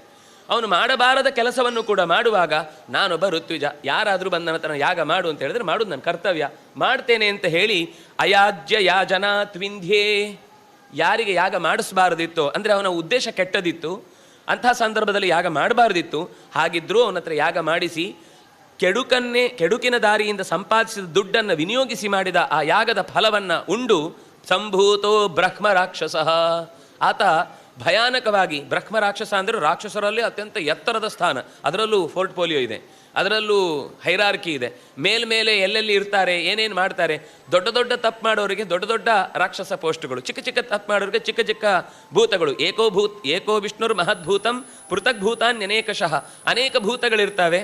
ಮಹಾಭೂತವನೊಬ್ಬ ಇದ್ದಾನೆ, ಅದರಲ್ಲಿ ಈ ಕೆಟ್ಟ ತಪ್ಪು ಮಾಡಿದಾಗಲೂ ಭೂತಗಳಲ್ಲಿ ಎತ್ತರದ ಸ್ಥಾನವಾಗಿ ಬ್ರಹ್ಮ ರಾಕ್ಷಸನಾಗಿ ಓಡಾಡ್ತಾ ಅಸ್ಮತ್ ಸಂಗಾನುರೋಧೇನ, ಈ ಪ್ರೇತವಾಗಿ ನಾನು ಓಡಾಡ್ತಾ ಇರುವ ಜಾಗದಲ್ಲೇ ಆತನು ಓಡಾಡ್ತಿದ್ದ. ಸ್ಥಿತೋಸೌ ಹಾಯನಾಷ್ಟಕಂ, ನಾನು ಮತ್ತು ಅವನು ಇಬ್ಬರು ಆ ವಿಂಧ್ಯ ಪರ್ವತದ ತಪ್ಪಲಿನಲ್ಲಿ 8 ವರ್ಷಗಳ ಕಾಲ ಇದೇ ರೀತಿ ಮುಂದಿನ ಗತಿ ಏನು ಅಂತ ಗೊತ್ತಾಗದೆ ಒದ್ದಾಡ್ತಾ ಇದ್ದೆವು. ತಸ್ಯಾಸ್ಥೀನಿ ಸುಪುತ್ರೇಣ ಸಂಚಿತಾನಿ ದ್ವಿಜೋತ್ತಮ ಕ್ಷಿಪ್ತಾನಿ ಯಾನಿ ಗಂಗಾಯಾಂ ತೀರ್ಥೇ ಕನಖಲೆ ಮಲೆ ತತ್ಕ್ಷಣಾದೇವ ಮುಕ್ತೋಸೌ ರಾಕ್ಷಸತ್ವಾತ್ ಸುದಾರುಣಾತ್. ಅವನು 8 ವರ್ಷಗಳ ತನಕ ಹೀಗೆ ಓಡಾಡ್ತಾ ಸಜ್ಜನನಾಗಿ ತುಂಬ ಒಳ್ಳೆ ಕೆಲಸಗಳನ್ನು ಮಾಡಿದ್ದಾನೆ. ಅದಕ್ಕೆ ಒಂದು ನೆಪ ಯಾವುದು ಅಂದರೆ, ಅದಕ್ಕೊಂದು ಗಮನಾರ್ಹವಾದ ಗುರುತು ಏನು ಅಂದರೆ, ಆತನ ಮಗ ಅವನ ಅಸ್ಥಿ ಸಿಗದೆ ಒದ್ದಾಡ್ತಾ ಇದ್ದ. ಅಂದರೆ ಅವನು ಯಾಗ ಮಾಡಿದ ಮೇಲೆ ಆ ಶರೀರ ಮಗನಿಗೆ ಸಿಗುವ ಹಾಗೆ ಸತ್ತಿರಲಿಲ್ಲ, ಎಲ್ಲೋ ಸತ್ತಿದ್ದ. ಆ ಮಗ 8 ವರ್ಷಗಳ ಕಾಲ ಹುಡುಕಿ ಆತನ ಅಸ್ಥಿಯನ್ನು ತಂದು ಅದಕ್ಕೆ ಸಂಸ್ಕಾರ ಮಾಡಿ ತೆಗೆದುಕೊಂಡು ಬಂದು ಗಂಗೆಯಲ್ಲಿ ತೇಲಿಬಿಟ್ಟ. ಅಲ್ಲಿ ತನಕ ಎಷ್ಟು ಒದ್ದಾಟ ಪಟ್ಟಿದ್ನೋ ಆ ಬ್ರಹ್ಮ ರಾಕ್ಷಸ, ಯಾವಾಗ ಆ ಗಂಗೆಯಲ್ಲಿ ಆ ಅಸ್ಥಿಯ ವಿಸರ್ಜನೆಯನ್ನು ಮಾಡಿದ್ನೋ ತಕ್ಷಣ ಅವನಿಗೆ ಆ ಶರೀರ ಹೋಗಿ, ಆ ದುಷ್ಟ ಶರೀರ ಹೋಗಿ ಅವನಿಗೆ ಮುಕ್ತಿ ಆಯಿತು. ಇದನ್ನು ನಾನು ಕಣ್ಣಾರೆ ಕಂಡದ್ದು. ಒದ್ದಾಡ್ತಾ ಪ್ರತಿ ಕ್ಷಣದಲ್ಲೂ ಇಂಥ ಒಂದು ತಪ್ಪು ಮಾಡಿ ನಾನು, ಎಂಥ ತಪ್ಪು ಹೆಜ್ಜೆ ಇಟ್ಟು ನಾನು ಇಷ್ಟು ಕಷ್ಟ ಅನುಭವಿಸುವ ಹಾಗಾಯಿತು ಅಂತ ಹೇಳ್ತಾ ಇದ್ದವನಿಗೆ ತತ್ಕ್ಷಣಾದೇವ ಮುಕ್ತೋಸು. 8 ವರ್ಷಗಳ ಕಾಲ ಕಾದವನು ತನ್ನ ಮಗನ, ಯಾಕೆಂದರೆ ಆ ಮಗನಿಗೆ ಅಷ್ಟು ಸಂಸ್ಕಾರ ಕೊಟ್ಟಿದ್ದರಿಂದಾಗಿ ಅವನಿಗೆ ಈಗ ಈ ಗತಿ ಸುಲಭವಾಯಿತು. ಆದ್ದರಿಂದಾಗಿ ನಾವು ಈಗದ್ದು ಯೋಚನೆ ಮಾಡದೆ, ಮುಂದಿದ್ದು ಯೋಚನೆ ಇಲ್ಲ ಬಿಡಿ, ಮುಂದಿದ್ದು ಯೋಚನೆ ಅಂದರೆ ಮನೆ ದೊಡ್ಡದು ಕಟ್ಟೋದು ಮಾತ್ರ ಯೋಚನೆ ಮುಂದಿದ್ದು ನಮಗೆ. ನಾನು ಈಗ ಸಂಸ್ಕಾರ ಹೀನನಾಗಿ ಮಕ್ಕಳನ್ನು ಬೆಳೆಸಿ ನಾಳೆ ಅವಳು ಆ ಸಂಸ್ಕಾರದಿಂದ ವಂಚಿತರಾಗಿ ನನ್ನ ಕರ್ತವ್ಯವನ್ನು ಅವ್ರು ಮಾಡದೇ ಇದ್ರೆ ಅಂತ ಅನ್ನೋದನ್ನು ಯೋಚನೆ ಮಾಡದೆ, ಎಲ್ಲಿ ದೊಡ್ಡ ಸರ್ಟಿಫಿಕೇಟು ತುಂಬ ಮಾರ್ಕ್ಸ್ ಸಿಗುವ ಶಾಲೆ ಬೇಕು ಅದನ್ನು ಮಾತ್ರ ಯೋಚನೆ ಮಾಡ್ತೇವೆ ನಾವು.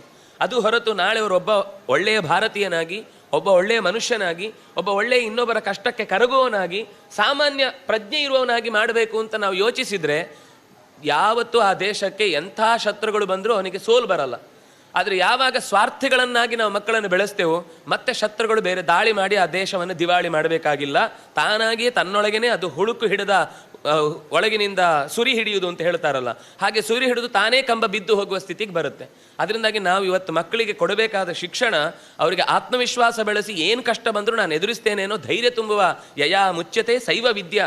ಯಾವುದು ನನ್ನ ಬದುಕಿನಲ್ಲಿ ಎಂಥ ಕಷ್ಟ ಬಂದಾಗಲೂ ನಾನು ಹಿಮ್ಮೆಟ್ಟದಂತೆ ನನ್ನನ್ನು ಮುನ್ನುಗ್ಗೋದಕ್ಕೆ ಒಂದು ಪ್ರೇರೇಪಣೆ ನೀಡುತ್ತೋ ಅಂಥ ಶಿಕ್ಷಣ ಸಿಕ್ಕಿದಾಗಲೇ ಅದಕ್ಕೆ ಸಿಗಬೇಕು ಅಂದರೆ ನಮ್ಮ ದೇಶದ ಇತಿಹಾಸ ಗೊತ್ತಿರಬೇಕು, ನಮ್ಮ ಹಿರಿಯರು ಮಾಡಿದ ಸಾಧನೆಗಳು ಗೊತ್ತಿರಬೇಕು.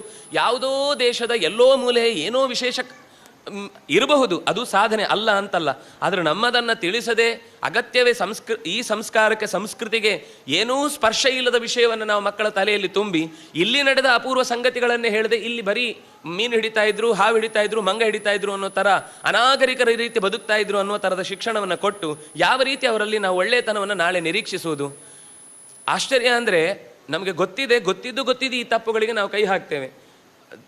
ಬಾಂಧವ್ಯ ಅನ್ನೋದನ್ನು ಕೂಡ ತಂದೆ ತಾಯಿ ಅಥವಾ ಮಕ್ಕಳು ಪರಸ್ಪರ ಭೇಟಿ ಆಗಬೇಕು ಅಂದರೆ ಮೊದಲೇ ಹೇಳಿ ಒಬ್ಬೊಬ್ಬರನ್ನು ಭೇಟಿ ಆಗಬೇಕು. ಅಂಥ ಸಂಸ್ಕಾರದಲ್ಲಿ ಅಂಥ ರೀತಿಯಲ್ಲಿ ಇವತ್ತು ನಾವು ವೈದೇಶಿಕ ಬದುಕನ್ನು ಕಾಣ್ತೇವೆ. ನಮ್ಮಲ್ಲಿ ಹಾಗೆ ಒಟ್ಟಿಗೆ ಬದುಕುವುದು ಅನ್ನೋದು ಒಂದು ಸಂಪತ್ತು ಅನ್ನೋದು ಗೊತ್ತಿಲ್ಲದೆ ನಾವು ಬೇರೆ ಆಗಿ ಬದುಕುವುದರಲ್ಲೇ ಖುಷಿ ಅಂತ ಈಗ ಒಂದು ಪ್ರಭಾವಿತವಾದಂತಹ ಮನಸ್ಸು ಅದನ್ನೇ ಇಷ್ಟಪಡುವುದು ಶುರು ಮಾಡುತ್ತೆ. ಅದರ ಕೊನೆಯ ಘಟ್ಟ ಎಷ್ಟು ಕಠೋರವಾಗಿರುತ್ತೆ ಅಂತ ಗೊತ್ತಿರುವುದಿಲ್ಲ. ಕೊನೆಗೆ ಸರ್ಕಾರವೇ ಅವರ ಕೊನೆಯ ನಿರ್ವಹಣೆಯ ಕಾಲವನ್ನೂ ದುಡ್ಡು ತಗೊಂಡು ರೆಡಿ ಮಾಡಿರ್ತಾರೆ. ಅವರಿಗೆ ಇಷ್ಟು 3 ಅಡಿ ಉದ್ದ 6 ಅಡಿ ಜಗಲದ ಜಾಗದಲ್ಲೇ ಅವರನ್ನು ಹೂಳಬೇಕು ಅಂತ ಬರೆದಿಟ್ಟೋದ್ರೆ ಸರ್ಕಾರವೇ ಅವರ ಕೆಲಸ ಮಾಡಿ ಹೋಗುತ್ತೆ. ಅಂದರೆ ಈ ಥರ ಇಷ್ಟು ಸಂಬಂಧದ ಕೊರತೆ ಅಂತ ಅನ್ನೋದು ಎಷ್ಟು ಕಾಡುತ್ತಿದೆ ಅಂತ ಅನ್ನೋದು ನಮಗೆ ಇನ್ನೂ ಅಸ್ಪಷ್ಟ. ಆದರೆ ಇಲ್ಲಿ ಆ ಪ್ರೇತ ಹೇಳ್ತಾನೆ, ಆ ಮಗನಿಗೆ ಎಷ್ಟು ಕಾಳಜಿ ಇತ್ತು ಅಂತಂದರೆ ಹುಡುಕಿಕೊಂಡು ಬಂದು ತನ್ನ ತಂದೆಯ ಸಂಸ್ಕಾರವನ್ನು ಮಾಡಿ ಆತನನ್ನು ಉದ್ಧರಿಸಿದ. ಇನ್ನೂ ಒಂದು ಸಂಗತಿ ಹೇಳಬೇಕು ನಾನು.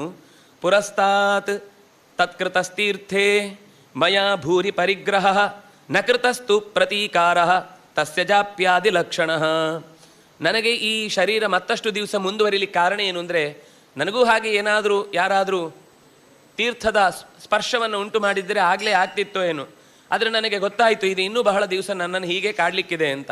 ಯಾಕೆ ಅಂದರೆ ನಾನು ಅತ್ಯಂತ ಉನ್ನತವಾದ ಒಂದು ದೈವ ಸನ್ನಿಧಾನ ಇರುವ ಜಾಗದಲ್ಲಿ ಯಾರಿಂದಲೂ ದಾನವನ್ನು ಸ್ವೀಕರಿಸಿದೆ. ದಾನ ಸ್ವೀಕರಿಸುವುದೇ ತಪ್ಪಲ್ಲ, ಆದರೆ ಸ್ವೀಕರಿಸಿದ ಮೇಲೆ ಅದಕ್ಕೆ ಎಷ್ಟು ಕ್ರಮದಲ್ಲಿ ಜಪವನ್ನು ಮಾಡಿ ಅದನ್ನು ಕಳ್ಕೊಳ್ಬೇಕು ಅಂತಿದೆ. ನಾನು ಅದನ್ನು ಮಾಡಿದೆ. ನಕೃತಃ ತಸ್ಯ ಪ್ರತೀಕಾರ ಜಾಪ್ಯಾದಿ ಲಕ್ಷಣ. ಜಪ ಮಾಡಿಕೊಳ್ಳುವುದರ ಮೂಲಕ ಒಳ್ಳೆಯ ಕೆಲಸಗಳನ್ನು ಸಮಾಜಕ್ಕೆ ವಾಪಸ್ಸು ಅದನ್ನು ಸಹಾಯ ಮಾಡುವ ಮೂಲಕ ನಾನು ಅದನ್ನು ತೀರಿಸಿಕೊಳ್ಳಬೇಕಿತ್ತು. ಹಾಗೆ ಮಾಡದೆ ಸ್ವೀಕರಿಸುವಾಗ ಮಾತ್ರ ಉದ್ದ ಕೈ ಚಾಚಿದ್ದೆ. ಅದಕ್ಕೆ ಪ್ರತಿಯಾಗಿ ಮಾಡಬೇಕಾದಂತಹ ಪ್ರತಿಫಲವನ್ನು ಉಣುವ ಅಂದರೆ ಕಳೆದುಕೊಳ್ಳುವ ಕೆಲಸದಲ್ಲಿ ಮಾತ್ರ ನಾನು ಹಿಂದೇಟು ಹಾಕಿದ್ದರ ಪರಿಣಾಮ ಈ ಶರೀರದ ದುರವಸ್ಥೆ ಮತ್ತೆ ನನ್ನಲ್ಲಿ ಮುಂದುವರಿಯಿತು. ತೇನ ಮೇ ಪ್ರೇತರೂಪಸ್ಯ ದುರ್ಲಭೋದಕ ಭೋಜನಂ ಸಹಸ್ರಂ ಯತ್ರ ವರ್ಷಾಣಂ ಅತೀತಂ ವಿಂಧ್ಯ ಪರ್ವತೆ. ಈ ಕಾರಣದಿಂದಾಗಿ ಅದೇ ವಿಂಧ್ಯ ಪರ್ವತದಲ್ಲಿ ಸಾವಿರಾರು ವರ್ಷಗಳನ್ನು ಇದೇ ಶರೀರವನ್ನು ಹೊತ್ತು ಕಾಲ ಕಳೀಬೇಕಾಯಿತು. ಯಾಕೆಂದರೆ ಕೊಟ್ಟವನು ಬರೀ ವಸ್ತುವನ್ನು ಮಾತ್ರ ಕೊಟ್ಟದ್ದಲ್ಲ, ತನ್ನ ಪಾಪವನ್ನೆಲ್ಲ ಹೊರಿಸಿ ಹೋಗಿದ್ದಾನೆ. ನಾವು ಅಂದ್ಕೊಂಡದ್ದು ಏನೋ ಕಾಳು ಸಿಕ್ಕಿತು, ಏನೋ ಗಾದಿ ಸಿಕ್ಕಿತು, ಅಥವಾ ಇನ್ನೇನೋ ಭೂಮಿ ಸಿಕ್ಕಿತು ಅಂತ ಭಾವಿಸಿ ಕೈ ಚಾಚಿ ತಗೊಂಡದ್ದು ಬಂತು. ಆದರೆ ಅವನು ಕೊಡುವಾಗ ಅದನ್ನು ಕೇವಲ ವಸ್ತುವಾಗಿ ಕೊಟ್ಟಿಲ್ಲ, ಅವನ ಎಷ್ಟೋ ಜನ್ಮದ ಪಾಪಗಳ ಮೂಟೆಯನ್ನು ನಮ್ಮ ಮೇಲೆ ಹೊರಿಸಿ ಹೋದದ್ದು. ಅದನ್ನು ಕಳ್ಕೊಳ್ಬೇಕಿತ್ತು ನಾಮಸ್ಮರಣೆ ಮಾಡಿ, ಜಪ ಮಾಡಿ, ಅಥವಾ ಒಳ್ಳೆಯ ಯಾಗಾದಿ ಕರ್ತವ್ಯಗಳನ್ನು ಮಾಡಿ. ಏನಲ್ಲ ಅಂದರೂ ಕನಿಷ್ಠ ಪಕ್ಷ ಮನೆಗೆ ಬಂದ ಅತಿಥಿಯನ್ನು ಪ್ರೀತಿಪೂರ್ವಕವಾಗಿ ಸ್ವಾಗತಿಸಿ ಉಣಿಸಿದ್ರೂ ಅದರಿಂದ ಎಷ್ಟೋ ದೋಷಗಳು ಕಳೆದು ಹೋಗ್ತಿತ್ತು. ಅಂತಹ ಕೆಲಸಗಳನ್ನು ಮಾಡದೆ 1000 ವರ್ಷ ಇದರಲ್ಲೇ ಒದ್ದಾಡುವ ಪರಿಸ್ಥಿತಿ ಬಂತು. ಸಂತರ್ಪಯ ಮಮ ಪ್ರಾಣಾನ್ ಕಂಠ ಮಾತ್ರಾವಲಂಬಿತಾನ್ ದುರ್ಲಭಂ ಪ್ರೇತ ಭಾವೇಪಿ ಜೀವಿತಂ ಪ್ರಾಣಿನಾಮಿಹ. ಈಗ ನನಗೆ ಅರ್ಥ ಆಗ್ತಾ ಬಂತು, ನನ್ನ ಕಾಲ ಸಮೀಪಿಸ್ತಾ ಇದೆ ಈ ಶರೀರವನ್ನು ಬಿಡುವಂತಹದ್ದು. ಅದಕ್ಕೋಸ್ಕರ ನನ್ನ ಎಲ್ಲ ತಪ್ಪುಗಳನ್ನು ನಿನ್ನ ಮುಂದೆ ತೋಡಿಕೊಂಡೆ. ನನಗೆ ಬೇರೆ ಯಾರ ಹತ್ರನೂ ಹೀಗೆ ಹೇಳ್ಕೊಳ್ಳಿಕ್ಕಾಗಲಿಲ್ಲ. ನಿನ್ನನ್ನು ನೋಡಿದ ತಕ್ಷಣ ಬಹುಶಃ ನಿನ್ನಿಂದಲೇ ನನ್ನ ಜೀವನದ ಬಿಡುಗಡೆ ಅಂತ ಅರ್ಥ ಆಗಿ ನಿನ್ನ ಹತ್ರ ಇಷ್ಟು ಕೇಳಿ ನಾನು ನಾಚಿಕೆ ಬಿಟ್ಟು ನಿನ್ನಲ್ಲಿ ನನ್ನ ದೋಷವನ್ನು ಹೇಳಿದ್ದೇನೆ. ಇದಾನೀಂ ಧಾರ್ಮಿಕ ಶ್ರೇಷ್ಠ ಜಲದಾನೇನ ಸತ್ವರಂ. ನೀನು ಕೊಡುವ ಈ ಹೊತ್ತುಕೊಂಡು ಹೋಗ್ತಿರುವ ಈ ನೀರಿನ ಉಪಯೋಗದಿಂದಲೇ ನನ್ನ ಬದುಕಿಗೆ ಶ್ರೇಯಸ್ಸು ಇದೆ ಅಂತ ಹೀಗೆ ಗೋಗರೆದು ಕೇಳ್ತಾನೆ. ಶರೀರಂ ರಕ್ಷಣೀಯಂ ಹಿ ಸರ್ವಥಾ ಸರ್ವದಾ ನರೈಃ ನಹೀಚ್ಛಂತಿ ಪರಿತ್ಯಕ್ತುಂ ಅಪಿ ಕುಷ್ಠಾದಿರೋಗಿಣಃ. ದುರ್ಲಭಂ ಪ್ರೇತಭಾವೇಪಿ ಜೀವಿತಂ ಪ್ರಾಣಿನಾಮಿಹ. ಪ್ರೇತಯೋನಿಯಲ್ಲಿ ಸಹ ಬಂದವನಿಗೆ ಸುಲಭದಲ್ಲಿ ಶರೀರ ಬಿಡಲಿಕ್ಕೆ ಆಗುವುದಿಲ್ಲ. ತಾನಾಗಿ ಒಂದು ಅಭಿಮಾನ ಬೆಳೆದು ಬಿಟ್ಟಿರುತ್ತೆ. ನನಗೆ ಆ ಅಭಿಮಾನ ಕಾಡಿದೆ ಅನ್ನೋದು ಸತ್ಯವೇ. ಆದರೆ ಆ ಸಾರಸ ವಾನರರ ಸಂವಾದವನ್ನು ಕೇಳಿ ಆದಮೇಲೆ ಇದು ಎಲ್ಲಿ ತನಕ ಇರುತ್ತೋ ಅಲ್ಲಿ ತನಕ ಇಟ್ಟುಕೊಂಡು ಇದು ಬಿಡಬೇಕಾದ ಪ್ರಸಂಗ ಬಂದಾಗ ಯೋಚನೆ ಮಾಡದೆ ಬಿಡಬೇಕು ಅನ್ನೋದನ್ನು ಈಗ ಅರ್ಥೈಸಿಕೊಂಡು ನಿನ್ನ ಹತ್ರ ಈ ಭಿನ್ನಪವನ್ನು ಗೈತಾ ಇದ್ದೇನೆ. ಶರೀರ ಒಂದು ಸತ್ಯ, ಶರೀರವನ್ನು ಎಷ್ಟೇ ಕಷ್ಟ ಆದರೂ ರಕ್ಷಿಸಿಕೊಳ್ಳಬೇಕು. ನಹೀಚ್ಛಂತಿ ಪರಿತ್ಯಕ್ತುಂ. ಕುಷ್ಠರೋಗ ಬಂದಾಗಲೂ ಕುಷ್ಠರೋಗಿಯಾದವನಿಗೆ ಈ ನೋವನ್ನು ತಡೆದುಕೊಳ್ಳುವುದಕ್ಕಿಂತ ಶರೀರವೇ ಹೋಗಲಿ ಅಂತ ಪ್ರಾಣ ತೆಗೆದು ಬಿಡ್ತೇನೆ ಅಂದರೆ ಅವನು ಒಪ್ಪಿಕೊಳ್ಳಲ್ಲ. ಬೇಡ ಬೇಡ, ರೋಗ ಇದ್ರೂ ತೊಂದರೆ ಇಲ್ಲ, ರೋಗ ಪರಿಹಾರ ಮಾಡಲಿಕ್ಕೆ ಏನಾದರೂ ಉಪಾಯ ಹೂಡಿ ಹೊರತು ಶರೀರ ತೆಗೆಬೇಡಿ.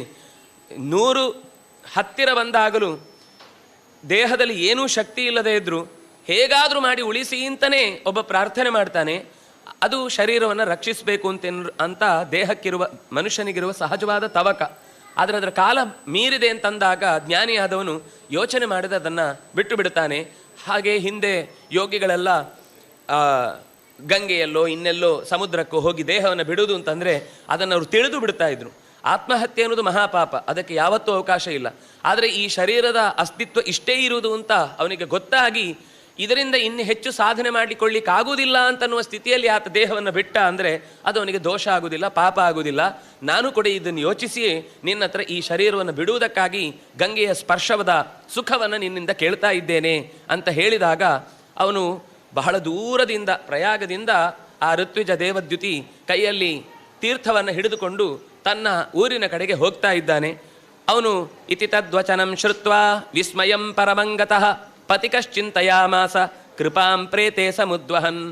ಇವನು ಹಿಡಿದುಕೊಂಡು ಬಂದ ನೀರಿನ ಬಗ್ಗೆ ನಾನೇನು ಹೇಳೇ ಇಲ್ಲ, ಅವನೇ ಎಲ್ಲ ಹೇಳ್ತಾ ಇದ್ದಾನೆ. ಅಂದರೆ ಅದರ ಎಲ್ಲಿಂದ ತಂದದ್ದು ಇಷ್ಟೆಲ್ಲವನ್ನು ಗಮನಿಸಿದ್ದಾನೆ ಅಂದರೆ ನನ್ನನ್ನು ಬಹಳ ದೂರದಿಂದ ಹಿಂಬಾಲಿಸಿಕೊಂಡು ಬಂದಿದ್ದಾನೆ ಅಂತೆಲ್ಲ ಗೊತ್ತಾಯಿತು ಅವನಿಗೆ.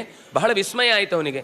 ಇಷ್ಟು ಕಾತರದಿಂದ ಹೆದರಬೇಡ ಅಂತ ಹೇಳಿ ಈ ವಿಷಯವನ್ನೆಲ್ಲ ಪ್ರತಿಪಾದಿಸಿ ನನ್ನಿಂದ ತನ್ನ ಉದ್ಧಾರವನ್ನು ಕೇಳಿ ತಾನು ಬದುಕಬೇಕು, ಆದರೂ ಈ ಶರೀರ ಕಳ್ಕೊಳ್ಬೇಕು, ಇದೆರಡರ ಬಗ್ಗೆಯೂ ಎಲ್ಲಿ ಎಷ್ಟು ಬದುಕಬೇಕು, ಎಲ್ಲಿ ದೇಹವನ್ನು ಬಿಡಬೇಕು, ಇದರ ಬಗ್ಗೆ ಸ್ವಚ್ಛವಾದ ಬಿಡಿಸಿ ಹೇಳಿದ ಮಾತುಗಳನ್ನು ಕೇಳಿ ಬಹಳ ಸಂತೋಷಪಟ್ಟ. ಪಾಪ ಪುಣ್ಯ ಫಲಂ ಲೋಕೆ ಪ್ರತ್ಯಕ್ಷಂ ದೃಶ್ಯತೆ ಖಲು ದೇವದಾನವ ಮಾನುಷ್ಯಂ ತಿರ್ಯಕ್ತ್ವಂ ಕ್ರಿಮಿಕೀಟಕಂ ನಾನಾ ಯೋನಿಷು ಜನ್ಮಾನಿ ನಾನಾ ವ್ಯಾಧಿ ಪ್ರಪೀಡನಂ ಮರಣಂ ಬಾಲವೃದ್ಧಾನಾಂ ಅಂಧತ್ವಂ ಕುಬ್ಜತಾ ತಥಾ ಐಶ್ವರ್ಯಂಚ ದರಿದ್ರತ್ವಂ ಪಾಂಡಿತ್ಯಂ ಮೂರ್ಖತಾ ತಥಾ ಏತಾಶ್ಚರಚನಾ ಲೋಕೆ ಭವಂತಿ ಕಥಮನ್ಯಥಾ. ಪಾಪ ಪುಣ್ಯಗಳ ಫಲ ನಮಗೆ ಬದುಕಿನಲ್ಲಿ ಇಲ್ಲೇ ಕಾಣುತ್ತೆ, ಕಣ್ಣು ತೆರೆದರೆ ಸಾಕಷ್ಟೆ. ಪ್ರತ್ಯಕ್ಷಂ ದೃಶ್ಯತೆ ಖಲು, ಪ್ರತ್ಯಕ್ಷವಾಗಿ ಕಾಣುತ್ತೆ. ಯಾಕೆಂದರೆ ಒಬ್ಬನಿಗೆ ಒಳ್ಳೆಯ ಶರೀರ ಬರುತ್ತೆ, ಇನ್ನೊಬ್ಬನಿಗೆ ಅತ್ಯಂತ ಕಠಿಣವಾದ ಶರೀರ ಇರುತ್ತೆ. ಕೆಲವರಿಗೆ ನೋಡಲಿಕ್ಕೆ ಒಳ್ಳೆಯ ಶರೀರ ಇರುತ್ತೆ, ಆದರೆ ರೋಗದ ಗೂಡಾಗಿರುತ್ತೆ. ಕೆಲವರು ನೋಡಲಿಕ್ಕೆ ತುಂಬ ವಿಚಿತ್ರವಾಗಿರ್ತಾರೆ, ಆದರೆ ದೇಹದಲ್ಲಿ ಯಾವುದೇ ಥರದ ರೋಗಗಳಿರುವುದಿಲ್ಲ. ಕೆಲವರಿಗೆ ತುಂಬ ಶ್ರೀಮಂತಿಕೆ ಇರುತ್ತೆ, ತಿನ್ನಲಿಕ್ಕೇನೂ ಸಿಗ್ತಾ ಇರುವುದಿಲ್ಲ. ಅತ್ಯಂತ ಒಬ್ಬ ಬಡವ ಇರ್ತಾನೆ, ಸಂಪತ್ತು ಹೊರಗಿನಿಂದ ತೋರಿಸಿಕೊಳ್ಳಿಕ್ಕೆ, ಆದರೆ ಹೊಟ್ಟೆಪಾಡಿಗೆ ಯಾವತ್ತೂ ಕೊರತೆ ಆಗಿರುವುದಿಲ್ಲ. ಇದೆಲ್ಲ ವ್ಯತ್ಯಾಸಗಳನ್ನು ಸರಿಯಾಗಿ ಎಲ್ಲ ಕಡೆಯಲ್ಲಿ ನಾವು ಇವತ್ತಿದನ್ನು ಕಂಡ ಮೇಲೆ ಅನ್ನುವುದೇನು, ದೇವರು ಬರೀ ಪಾರ್ಶಾಲಿಟಿ ಮಾಡ್ತಾನೆ ಅಂತ ಇಷ್ಟನ್ನಂತೇವೆ ಅಷ್ಟೇ ಹೊರತು ಒಬ್ಬ ಸಾಧಕಾದವನು ಯೋಚನೆ ಮಾಡುವಾಗ ಇಷ್ಟು ವೈಪರೀತ್ಯಗಳು ಈ ನಾನಾ ಥರದ ಜೀವಗಳಲ್ಲಿ ಯೋನಿಗಳಲ್ಲಿ ಜೀವ ಸಾಕ್ತಾ ಇದೆ ಅಂದರೆ, ಇಂತಹ ಬೇರೆ ಬೇರೆ ಪ್ರಾಣಿ ವರ್ಗಗಳಲ್ಲಿ ಪಕ್ಷಿ ವರ್ಗಗಳಲ್ಲಿ ಜೀವ ಸಾಕ್ತಾ ಇದ್ದಾನೆ ಅಂದರೆ ಇದು ಕಾರಣ ಇಲ್ಲದೆ ಇದಾದ ಮೇಲೆ ಇದೇ ಥರ ಯಾಕೆ ಅವನ ಜೀವನ ಸಾಗುತ್ತೆ? ಅದರಿಂದಾಗಿ ಏತಾಶ್ಚ ರಚನಾ ಲೋಕೆ ಭವಂತಿ ಕಥಮನ್ಯತಾ, ಇದು ಕರ್ಮದ ಫಲ ಅಲ್ಲದೆ ಹೋದರೆ ಇಷ್ಟು ವೈವಿಧ್ಯವನ್ನು ಹೇಗೆ ನೋಡ್ಲಿಕ್ಕೆ ಸಾಧ್ಯ? ತೇ ಧನ್ಯ ಕರ್ಮ ಭೂಮೌ ಯೇ ನ್ಯಾಯ ಮಾರ್ಗಾರ್ಜಿತಂ ಧನಂ ಸತ್ಪಾತ್ರೇಭ್ಯ ಪ್ರಯಚ್ಛಂತಿ ಕುರುವಂತಿ ಚಾತ್ಮನೋ ಹಿತಂ. ಯಾರು ನಿಜವಾಗಿ ಆತ್ಮನಿಗೆ ಹಿತವನ್ನು ಬಯಸ್ತಾನೋ, ನಾವು ಇವತ್ತು ದೇಹಕ್ಕೆ ಹಿತ ಬಯಸುವ ಕೆಲಸ ಮಾಡ್ತಾ ಇದ್ದೇವೆ, ಆದರೆ ಆತ್ಮಕ್ಕೆ ಹಿತ ಬಯಸುವವನು ಯಾವತ್ತೂ ಕೂಡ ಧನ್ಯಾಹ. ಹೇಗೆ? ನ್ಯಾಯ ಮಾರ್ಗಾರ್ಜಿತಂ ಧನಂ ಸತ್ಪತ್ರೇಭ್ಯ ಪ್ರಯಚ್ಛಂತಿ, ನ್ಯಾಯದ ದಾರಿಯಲ್ಲಿ ಸಂಪಾದಿಸಿದ ಸಂಪತ್ತನ್ನು ಸಜ್ಜನನಿಗೆ ಅಥವಾ ಅಗತ್ಯ ಇರುವವನಿಗೆ, ದೀನನಿಗೆ, ಕಷ್ಟದಲ್ಲಿರುವವನಿಗೆ ಸರಿಯಾದ ಸಮಯಕ್ಕೆ ಸರಿಯಾದ ವಸ್ತುವನ್ನು ಕೊಡುವ ಮೂಲಕ ತನ್ನ ಮುಂದಿನ ಬದುಕಿಗೆ ಬೇಕಾದ ಒಳ್ಳೆಯ ಬುತ್ತಿಯನ್ನು, ಒಳ್ಳೆಯ ಕರ್ಮದ ಫಲವನ್ನು ಹೊತ್ತು ಹೋಗುವಂಥ ಕೆಲಸವನ್ನು ಮಾಡ್ತಾನೆ. ಹೀಗೆ ಇಷ್ಟೆಲ್ಲ ಹೇಳಿ ಭೂಮಿ, ರತ್ನ, ಹಿರಣ್ಯ, ಹಸುಗಳು, ಧಾನ್ಯ, ಮನೆ, ಆನೆಗಳಿರ್ಬೋದು, ರಥಗಳಿರ್ಬೋದು, ಬಟ್ಟೆ, ಅಥವಾ ತನ್ನ ಹತ್ತಿರ ದೊಡ್ಡ ಹೋಬಳಿ ಇದ್ದಾಗ ಅದರಲ್ಲೇ ಒಂದು ಭಾಗವನ್ನು ಕೊಟ್ಟು ಬದುಕಿ ಅಂತ ಹೇಳುವುದಿರ್ಬೋದು, ಸಿದ್ಧಪಡಿಸಿದ ಅನ್ನ, ತಯಾರಿಸಲಿಕ್ಕಿರುವ ಅನ್ನ ಅಥವಾ ಫಲ ಅಥವಾ ನೀರು, ಕೊನೆಗೆ ಏನು ಕನ್ಯಾಂ, ತನ್ನ ಮನೆಯಲ್ಲಿ ಒಂದು ಒಳ್ಳೆಯ ಹೆಣ್ಣನ್ನು ಒಳ್ಳೆಯ ಮನೆತನಕ್ಕೆ ಕೊಡುವುದು, ಅಥವಾ ತನಗೆ ಹರಿದು ಬಂದ ಔಷಧೀಯ ವಿದ್ಯೆ, ಅದು ಒಂದು ಮಂತ್ರದ ವಿದ್ಯೆಯ ಮೂಲಕ ನಡೆಯುತ್ತೆ, ಅಥವಾ ಯಾವುದೋ ಅಪೂರ್ವವಾದ ಸಸ್ಯವನ್ನು ಹೇಗೆ ಉಪಯೋಗಿಸಬೇಕು ಅಂತ ಗೊತ್ತಿರುವಂತಹ ದಿವ್ಯೌಷಧ ಇರಬಹುದು, ಮಂತ್ರಗಳಿರಬಹುದು, ಅಥವಾ ಕಾಲಿಗೆ ಹಾಕಿಕೊಳ್ಳುವ ಚಪ್ಪಲಿ, ಕೊಡೆ, ಶಯ್ಯ ಅಂತಂದರೆ ಹಾಸಿಗೆ, ಕೊನೆಗೆ ತಾಂಬೂಲವೇ ಮೊದಲಾದ ಎಲ್ಲವನ್ನೂ ಕೂಡ ಸರಿಯಾದ ಕಾಲ ಸರ್ವಮೇತತ್ ಪ್ರದಾತವ್ಯಂ ಲೋಕತ್ರಯ ಜಿಗೀಷುಭಿಹಿ. ಯಾರು ಎಲ್ಲರೂ ಇದನ್ನು ಕೊಡಬೇಕು, ಎಲ್ಲ ಕಾಲದಲ್ಲೂ ಕೊಡಬೇಕು ಅಂತ ಹೇಳಿದ್ದಲ್ಲ. ನಮ್ಮ ಹತ್ರ ಏನಿರುತ್ತೋ ಅದರಲ್ಲಿ ನಮಗೆ ಅಗತ್ಯ ಇರುವುದನ್ನು ಉಳಿಸಿಕೊಂಡು ಅದಕ್ಕಿಂತ ಹೆಚ್ಚು ಇದ್ದೇ ಇರುತ್ತೆ. ಒಬ್ಬನ ಹತ್ರ ಹೆಚ್ಚಿರುವುದು ಯಾಕೆ ಅಂದರೆ ಇನ್ನೊಬ್ಬರ ಹತ್ರ ಕಮ್ಮಿ ಇರುವುದನ್ನು ಸರಿ ಮಾಡಲಿಕ್ಕೋಸ್ಕರನೇ ಜಾಸ್ತಿ ಇರುತ್ತೆ. ಅದನ್ನೇ ಅವನೇ ಜಾಸ್ತಿ ಅಡಿಗೆ ಇದೆ ಅಂತ ತಿಂದರೆ ಅದು ಒಂದು ಅಜೀರ್ಣ ಆಗುತ್ತೆ, ಅಥವಾ ಅವನಿಗೆ ತಿನ್ನಲಿಕ್ಕಾಗದೆ ಅನಾರೋಗ್ಯಕ್ಕೆ ಬೀಳ್ತಾನೆ, ಅಥವಾ ತಿನ್ನಲಿಕ್ಕಾಗದೆ ಕೊನೆಗೆ ಕೊಳೆತಾದರೂ ಹೋಗುತ್ತೆ ಹೊರತು ಅದನ್ನು ದಕ್ಕಿಸಿಕೊಳ್ಳಿಕ್ಕೆ ಸಾಧ್ಯ ಇಲ್ಲ. ಅದನ್ನು ವ್ಯರ್ಥಗೊಳಿಸುವ ಬದಲು ಇನ್ನಾವುದೋ ಒಂದು ಹಸಿದ ಹೊಟ್ಟೆಗೆ ಆತ ಅದನ್ನು ವಿನಿಯೋಗಿಸಿದ ಅಂತಂದರೆ ಅನ್ನವೂ ಸಾರ್ಥಕವಾಯಿತು. ಅವನಿಗೆ ಹೆಚ್ಚು ಕೊಟ್ಟದ್ದನ್ನು ಪರೀಕ್ಷೆ ಮಾಡಿದ ಆ ಸಮಯವನ್ನು ಅವನು ಗೆದ್ದು ಬಿಡ್ತಾನೆ. ಅವನ ಹತ್ರ ಹೆಚ್ಚು ಕೊಟ್ಟದ್ದು ಅವನನ್ನು ಪರೀಕ್ಷೆ ಮಾಡಲಿಕ್ಕೆ, ನೀನು ಇದನ್ನು ದುರ್ವಿನಿಯೋಗ ಮಾಡ್ತೀಯೋ, ಇದನ್ನು ಯಾರಿಗಾದರೂ ಕೊಟ್ಟು ನಿನ್ನ ಮನುಷ್ಯತ್ವವನ್ನು ಉಳಿಸ್ಕೊಳ್ತೀಯೋ ಅಂತ. ಆ ಮನುಷ್ಯತ್ವವನ್ನು ಅವನು ಉಳಿಸಿಕೊಂಡ ಅಂದರೆ ಅವನು ಮುಂದಿನ ಜನ್ಮಕ್ಕೆ ಮತ್ತೆ ಮನುಷ್ಯನಾಗಿ ಬೇಕಾದ ಸಾಧನೆ ಮಾಡಿಕೊಳ್ಳಿಕ್ಕೆ ಮತ್ತೆ ಇನ್ನೊಂದು ಸರ್ತಿ ಜನ್ಮ ಅವನ ಜೀವನದ ಜೊತೆಗೆ ಅಂಟಿಕೊಳ್ಳುತ್ತೆ. ಆ ಜನ್ಮ ಬರಲಿಕ್ಕೋಸ್ಕರ ಅವನಿಗೆ ಕಾದು ನಿಲ್ಲುತ್ತೆ. ಹೀಗೆ ಅವಕಾಶ ಸಿಕ್ಕಿದಾಗಲೆಲ್ಲ ಕೈ ಎತ್ತಿ ಕೊಡುವ ಗುಣ ಮನುಷ್ಯನನ್ನು ಎಲ್ಲ ರೀತಿಯಿಂದಲೂ ಕೂಡ ಉನ್ನತ ಮಟ್ಟಕ್ಕೆ ಏರಿಸತ್ತೆ. ಆದ್ದರಿಂದ ಏನು ಮಾಡಬೇಕು ಅಂತ ಅವನು ಯೋಚನೆ ಮಾಡ್ತಾನೆ. ಅವನು ವಸ್ತುತಃ ಆ ಗಂಗೆಯ ನೀರನ್ನು ತಂದಿದ್ದು ತನ್ನ ತಂದೆ ತಾಯಿಗಳಿಗೆ ಅವರಿಗೆ ಬರಲಿಕ್ಕೆ ಆಗ್ತಾ ಇಲ್ಲ, ಅವರನ್ನು ಅದರಲ್ಲಿ ಮೀಯಿಸಿ ಅವರಿಗೆ ಆಸೆ ಇತ್ತು ಹೋಗಬೇಕು ಯಾತ್ರೆಗೆ, ಅಲ್ಲಿ ಸ್ನಾನ ಮಾಡಬೇಕು ಅಂತ. ಜೀವಮಾನ ಪೂರ್ತಿ ಪಾಪ ಮನೆಯ ಕೆಲಸಗಳಲ್ಲೇ ಹೋಗ್ಲಿಕ್ಕಾಗದೇ ಇದ್ರು. ಇವನು ಅವರಿಗೋಸ್ಕರ ತರ್ತಾ ಇದ್ದ. ಆದರೆ ಈ ಪ್ರೇತ ಬಂದು ಕೇಳ್ತಾ ಇದೆ, ನನಗೆ ಆ ನೀರು ಕೊಡು ಅಂತ. ಇವನಿಗೇನು ಮಾಡಬೇಕು ಅನ್ನುವ ಸಂಕಟ ಹತ್ತಿತು. ಆ ಸಂಕಟ ಹತ್ತಿ ಅವನಿಗೆ ಏನು ಉತ್ತರ ಸಿಕ್ಕಿತು ಅನ್ನೋದನ್ನು ನಾಳೆ ದಿವಸ ಸೇರಿದಾಗ ನೋಡೋಣ ಅಂತ ಹೇಳ್ತಾ, ಕಾಯೇನ ವಾಚಾ ಮನಸಾ ಇಂದ್ರಿಯೈರ್ವ ಬುದ್ಧಿಯ ಆತ್ಮನಾವ ಅನುಸೃತ ಸ್ವಭಾವ ಕರೋಮಿ ಯದ್ಯತ್ ಸಕಲಂ ಪರಸ್ಮೈ ನಾರಾಯಣಾಯಿತಿ ಸಮರ್ಪಯಾಮಿ. ಸ್ವಸ್ತಿ ಪ್ರಜಾಭ್ಯಃ ಪರಿಪಾಲಯಂತಾಂ ನ್ಯಾಯೇನ ಮಾರ್ಗೇಣ ಮಹೀಂ ಮಹೀಷಾಃ ಗೋಬ್ರಾಹ್ಮಣೇಭ್ಯಃ ಶುಭಮಸ್ತು ನಿತ್ಯಂ ಲೋಕಾಃ ಸಮಸ್ತಾಃ ಸುಖಿನೋ ಭವಂತು. ಕಾಲೇ ವರ್ಷತು ಪರ್ಜನ್ಯಃ ಪೃಥಿವೀ ಸಸ್ಯಶಾಲಿನೀ ದೇಶೋಯಂ ಕ್ಷೋಭರಹಿತಃ ಸಜ್ಜನಾಃ ಸಂತು ನಿರ್ಭಯಾಃ ಅಪುತ್ರಾಃ ಪುತ್ರಿಣಃ ಸಂತು ಪುತ್ರಿಣಃ ಸಂತು ಪೌತ್ರಿಣಃ ಅಧನಾಃ ಸಧನಾಃ ಸಂತು ಜೀವಂತು ಶರದಾಂ ಶತಂ. ಸರ್ವೇ ಭವಂತು ಸುಖಿನಃ ಸರ್ವೇ ಸಂತು ನಿರಾಮಯಾಃ ಸರ್ವೇ ಭದ್ರಾಣಿ ಪಶ್ಯಂತು ಮಾ ಕಶ್ಚಿತ್ ದುಃಖ ಭಾಗ್ ಭವೇತ್. ಶ್ರೀಕೃಷ್ಣಾರ್ಪಣಮಸ್ತು.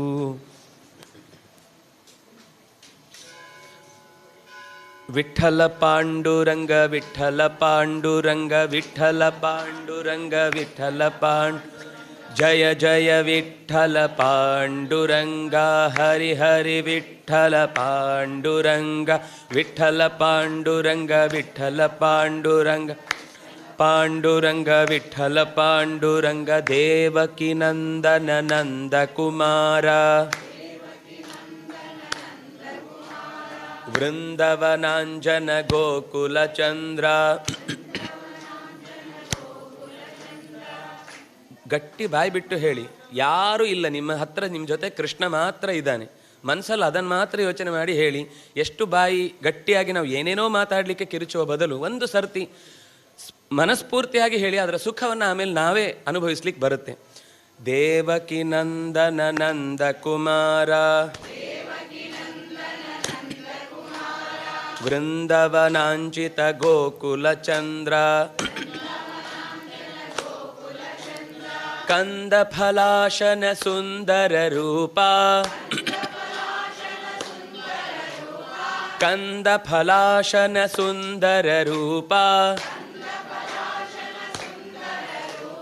ನಂದಿತ ಗೋಕುಲ ವಂದಿತ ಪಾದ ನಂದಿತ ಗೋಕುಲ ವಂದಿತ ಪಾದ ಇಂದ್ರಸುತಾವಕ ನಂದಕ ಹಸ್ತ ಚಂದನ ಚರ್ಚಿತ ಸುಂದರಿನಾಥ ಇಂದಿವರೋದರ ದಳನಯನ ಇಂದಿವರೋದರ ದಳನಯನ ಮಂದರಧಾರಾ ಗೋವಿಂದ ವಂದೇ ಮಂದರಧಾರಾ ಗೋವಿಂದ ವಂದೇ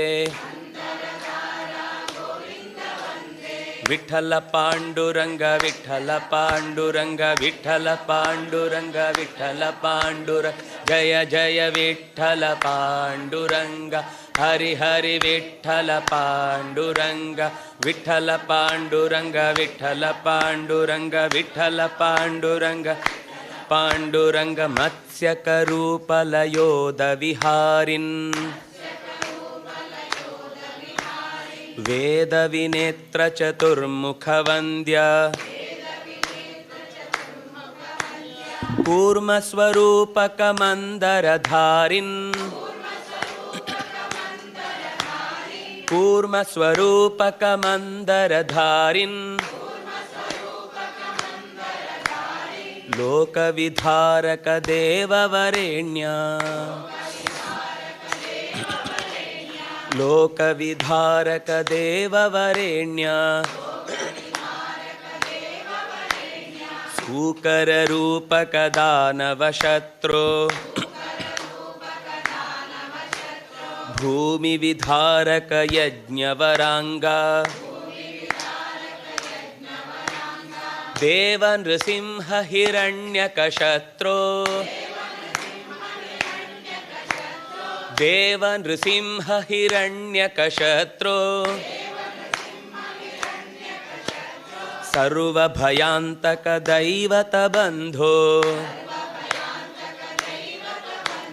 ಸರ್ವಭಯಾಂತಕ ದೈವತ ಬಂಧೋ ವಿಠಲ ಪಾಂಡುರಂಗ ವಿಠಲ ಪಾಂಡುರಂಗ ವಿಠಲ ಪಾಂಡುರಂಗ ವಿಠಲ ಪಾಂಡುರಂಗ ಜಯ ಜಯ ವಿಠಲ ಪಾಂಡುರಂಗ ಹರಿ ಹರಿ ವಿಠಲ ಪಾಂಡುರಂಗ ವಿಠಲ ಪಾಂಡುರಂಗ ವಿಠಲ ಪಾಂಡುರಂಗ ವಿಠಲ ಪಾಂಡುರಂಗ ವಿಠಲ ಪಾಂಡುರಂಗ ವಾಮನ ವಾಮನ ಮಾನವ ವೇಷ ದೈತ್ಯ ಕುಲಾಂತಕ ಕಾರಣಭೂತ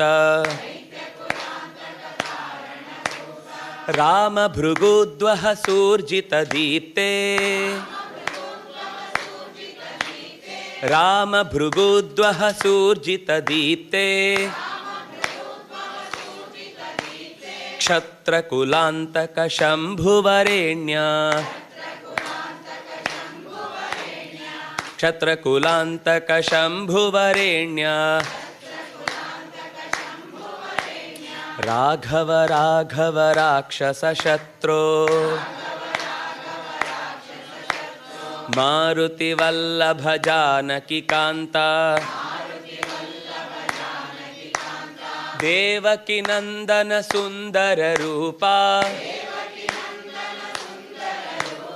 ದೇವಕಿ ನಂದನ ಸುಂದರ ರೂಪ ರುಕ್ಮಿಣಿ ವಲ್ಲಭ ಪಾಂಡವ ಬಂಧೋ ರುಕ್ಮಿಣಿ ವಲ್ಲಭ ಪಾಂಡವ ಬಂಧೋ ವಿಠಲ ಪಾಂಡುರಂಗ ವಿಠಲ ಪಾಂಡುರಂಗ ವಿಠಲ ಪಾಂಡುರಂಗ ವಿಠಲ ಪಾಂಡುರಂಗ ಜಯ ಜಯ ವಿಠಲ ಪಾಂಡುರಂಗ ಹರಿ ಹರಿ ವಿಠಲ ಪಾಂಡುರಂಗ ವಿಠಲ ಪಾಂಡುರಂಗ ವಿಠಲ ಪಾಂಡುರಂಗ ವಿಠಲ ಪಾಂಡುರಂಗ ವಿಠಲ ಪಾಂಡುರಂಗ ದೈತ್ಯ ವಿಮೋಹಕ ನಿತ್ಯ ಸುಖಾದೆ ದೇವ ಸುಬೋಧಕ ಬುದ್ಧ ಸ್ವರೂಪ ದುಷ್ಟ ಕುಲಾಂತಕ ಕಲ್ಕಿ ಸ್ವರೂಪ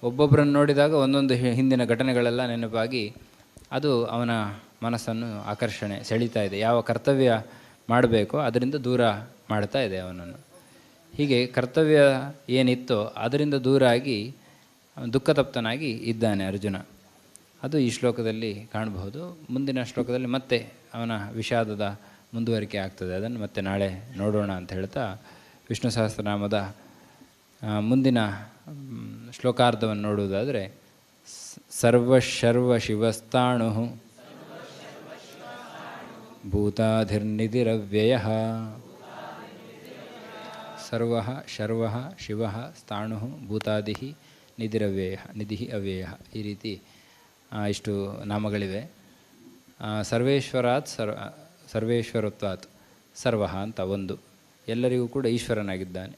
ಹಾಗಾಗಿ ಸರ್ವ ಅಂಥೇಳಿ ಒಂದು ಹೆಸರು. ಮತ್ತು ಸರ್ವಗತ, ಅವನು ಎಲ್ಲ ಕಡೆ ಇದ್ದಾನೆ, ಆದ್ದರಿಂದ ಸರ್ವ, ಎಲ್ಲ ವಸ್ತುಗಳಲ್ಲಿ ಪ್ರವೇಶವಾಗಿದ್ದಾನೆ, ಆದ್ದರಿಂದ ಸರ್ವ ಅಂತ ಭಗವಂತನಿಗೆ ಒಂದು ಹೆಸರು.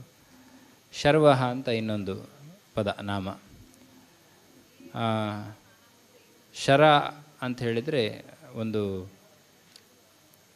ಸಂಸ್ಕೃತದಲ್ಲಿ ಶರಂ ಅಂತ ಹೇಳಿದರೆ ಶರೀರಂ ಅಂತ ಒಂದು ಅರ್ಥ ಇದೆ, ಜೀವ ಅಂತ ಒಂದು ಅರ್ಥ. ಅದನ್ನು ವರ್ತಯತಿ, ಎಲ್ಲ ಜೀವರನ್ನು ನಿಯಮನ ಮಾಡ್ತಾನಾದ್ದರಿಂದ ಶರ್ವ ಅಂತ ಇನ್ನೊಂದು ಹೆಸರು ಭಗವಂತನಿಗೆ.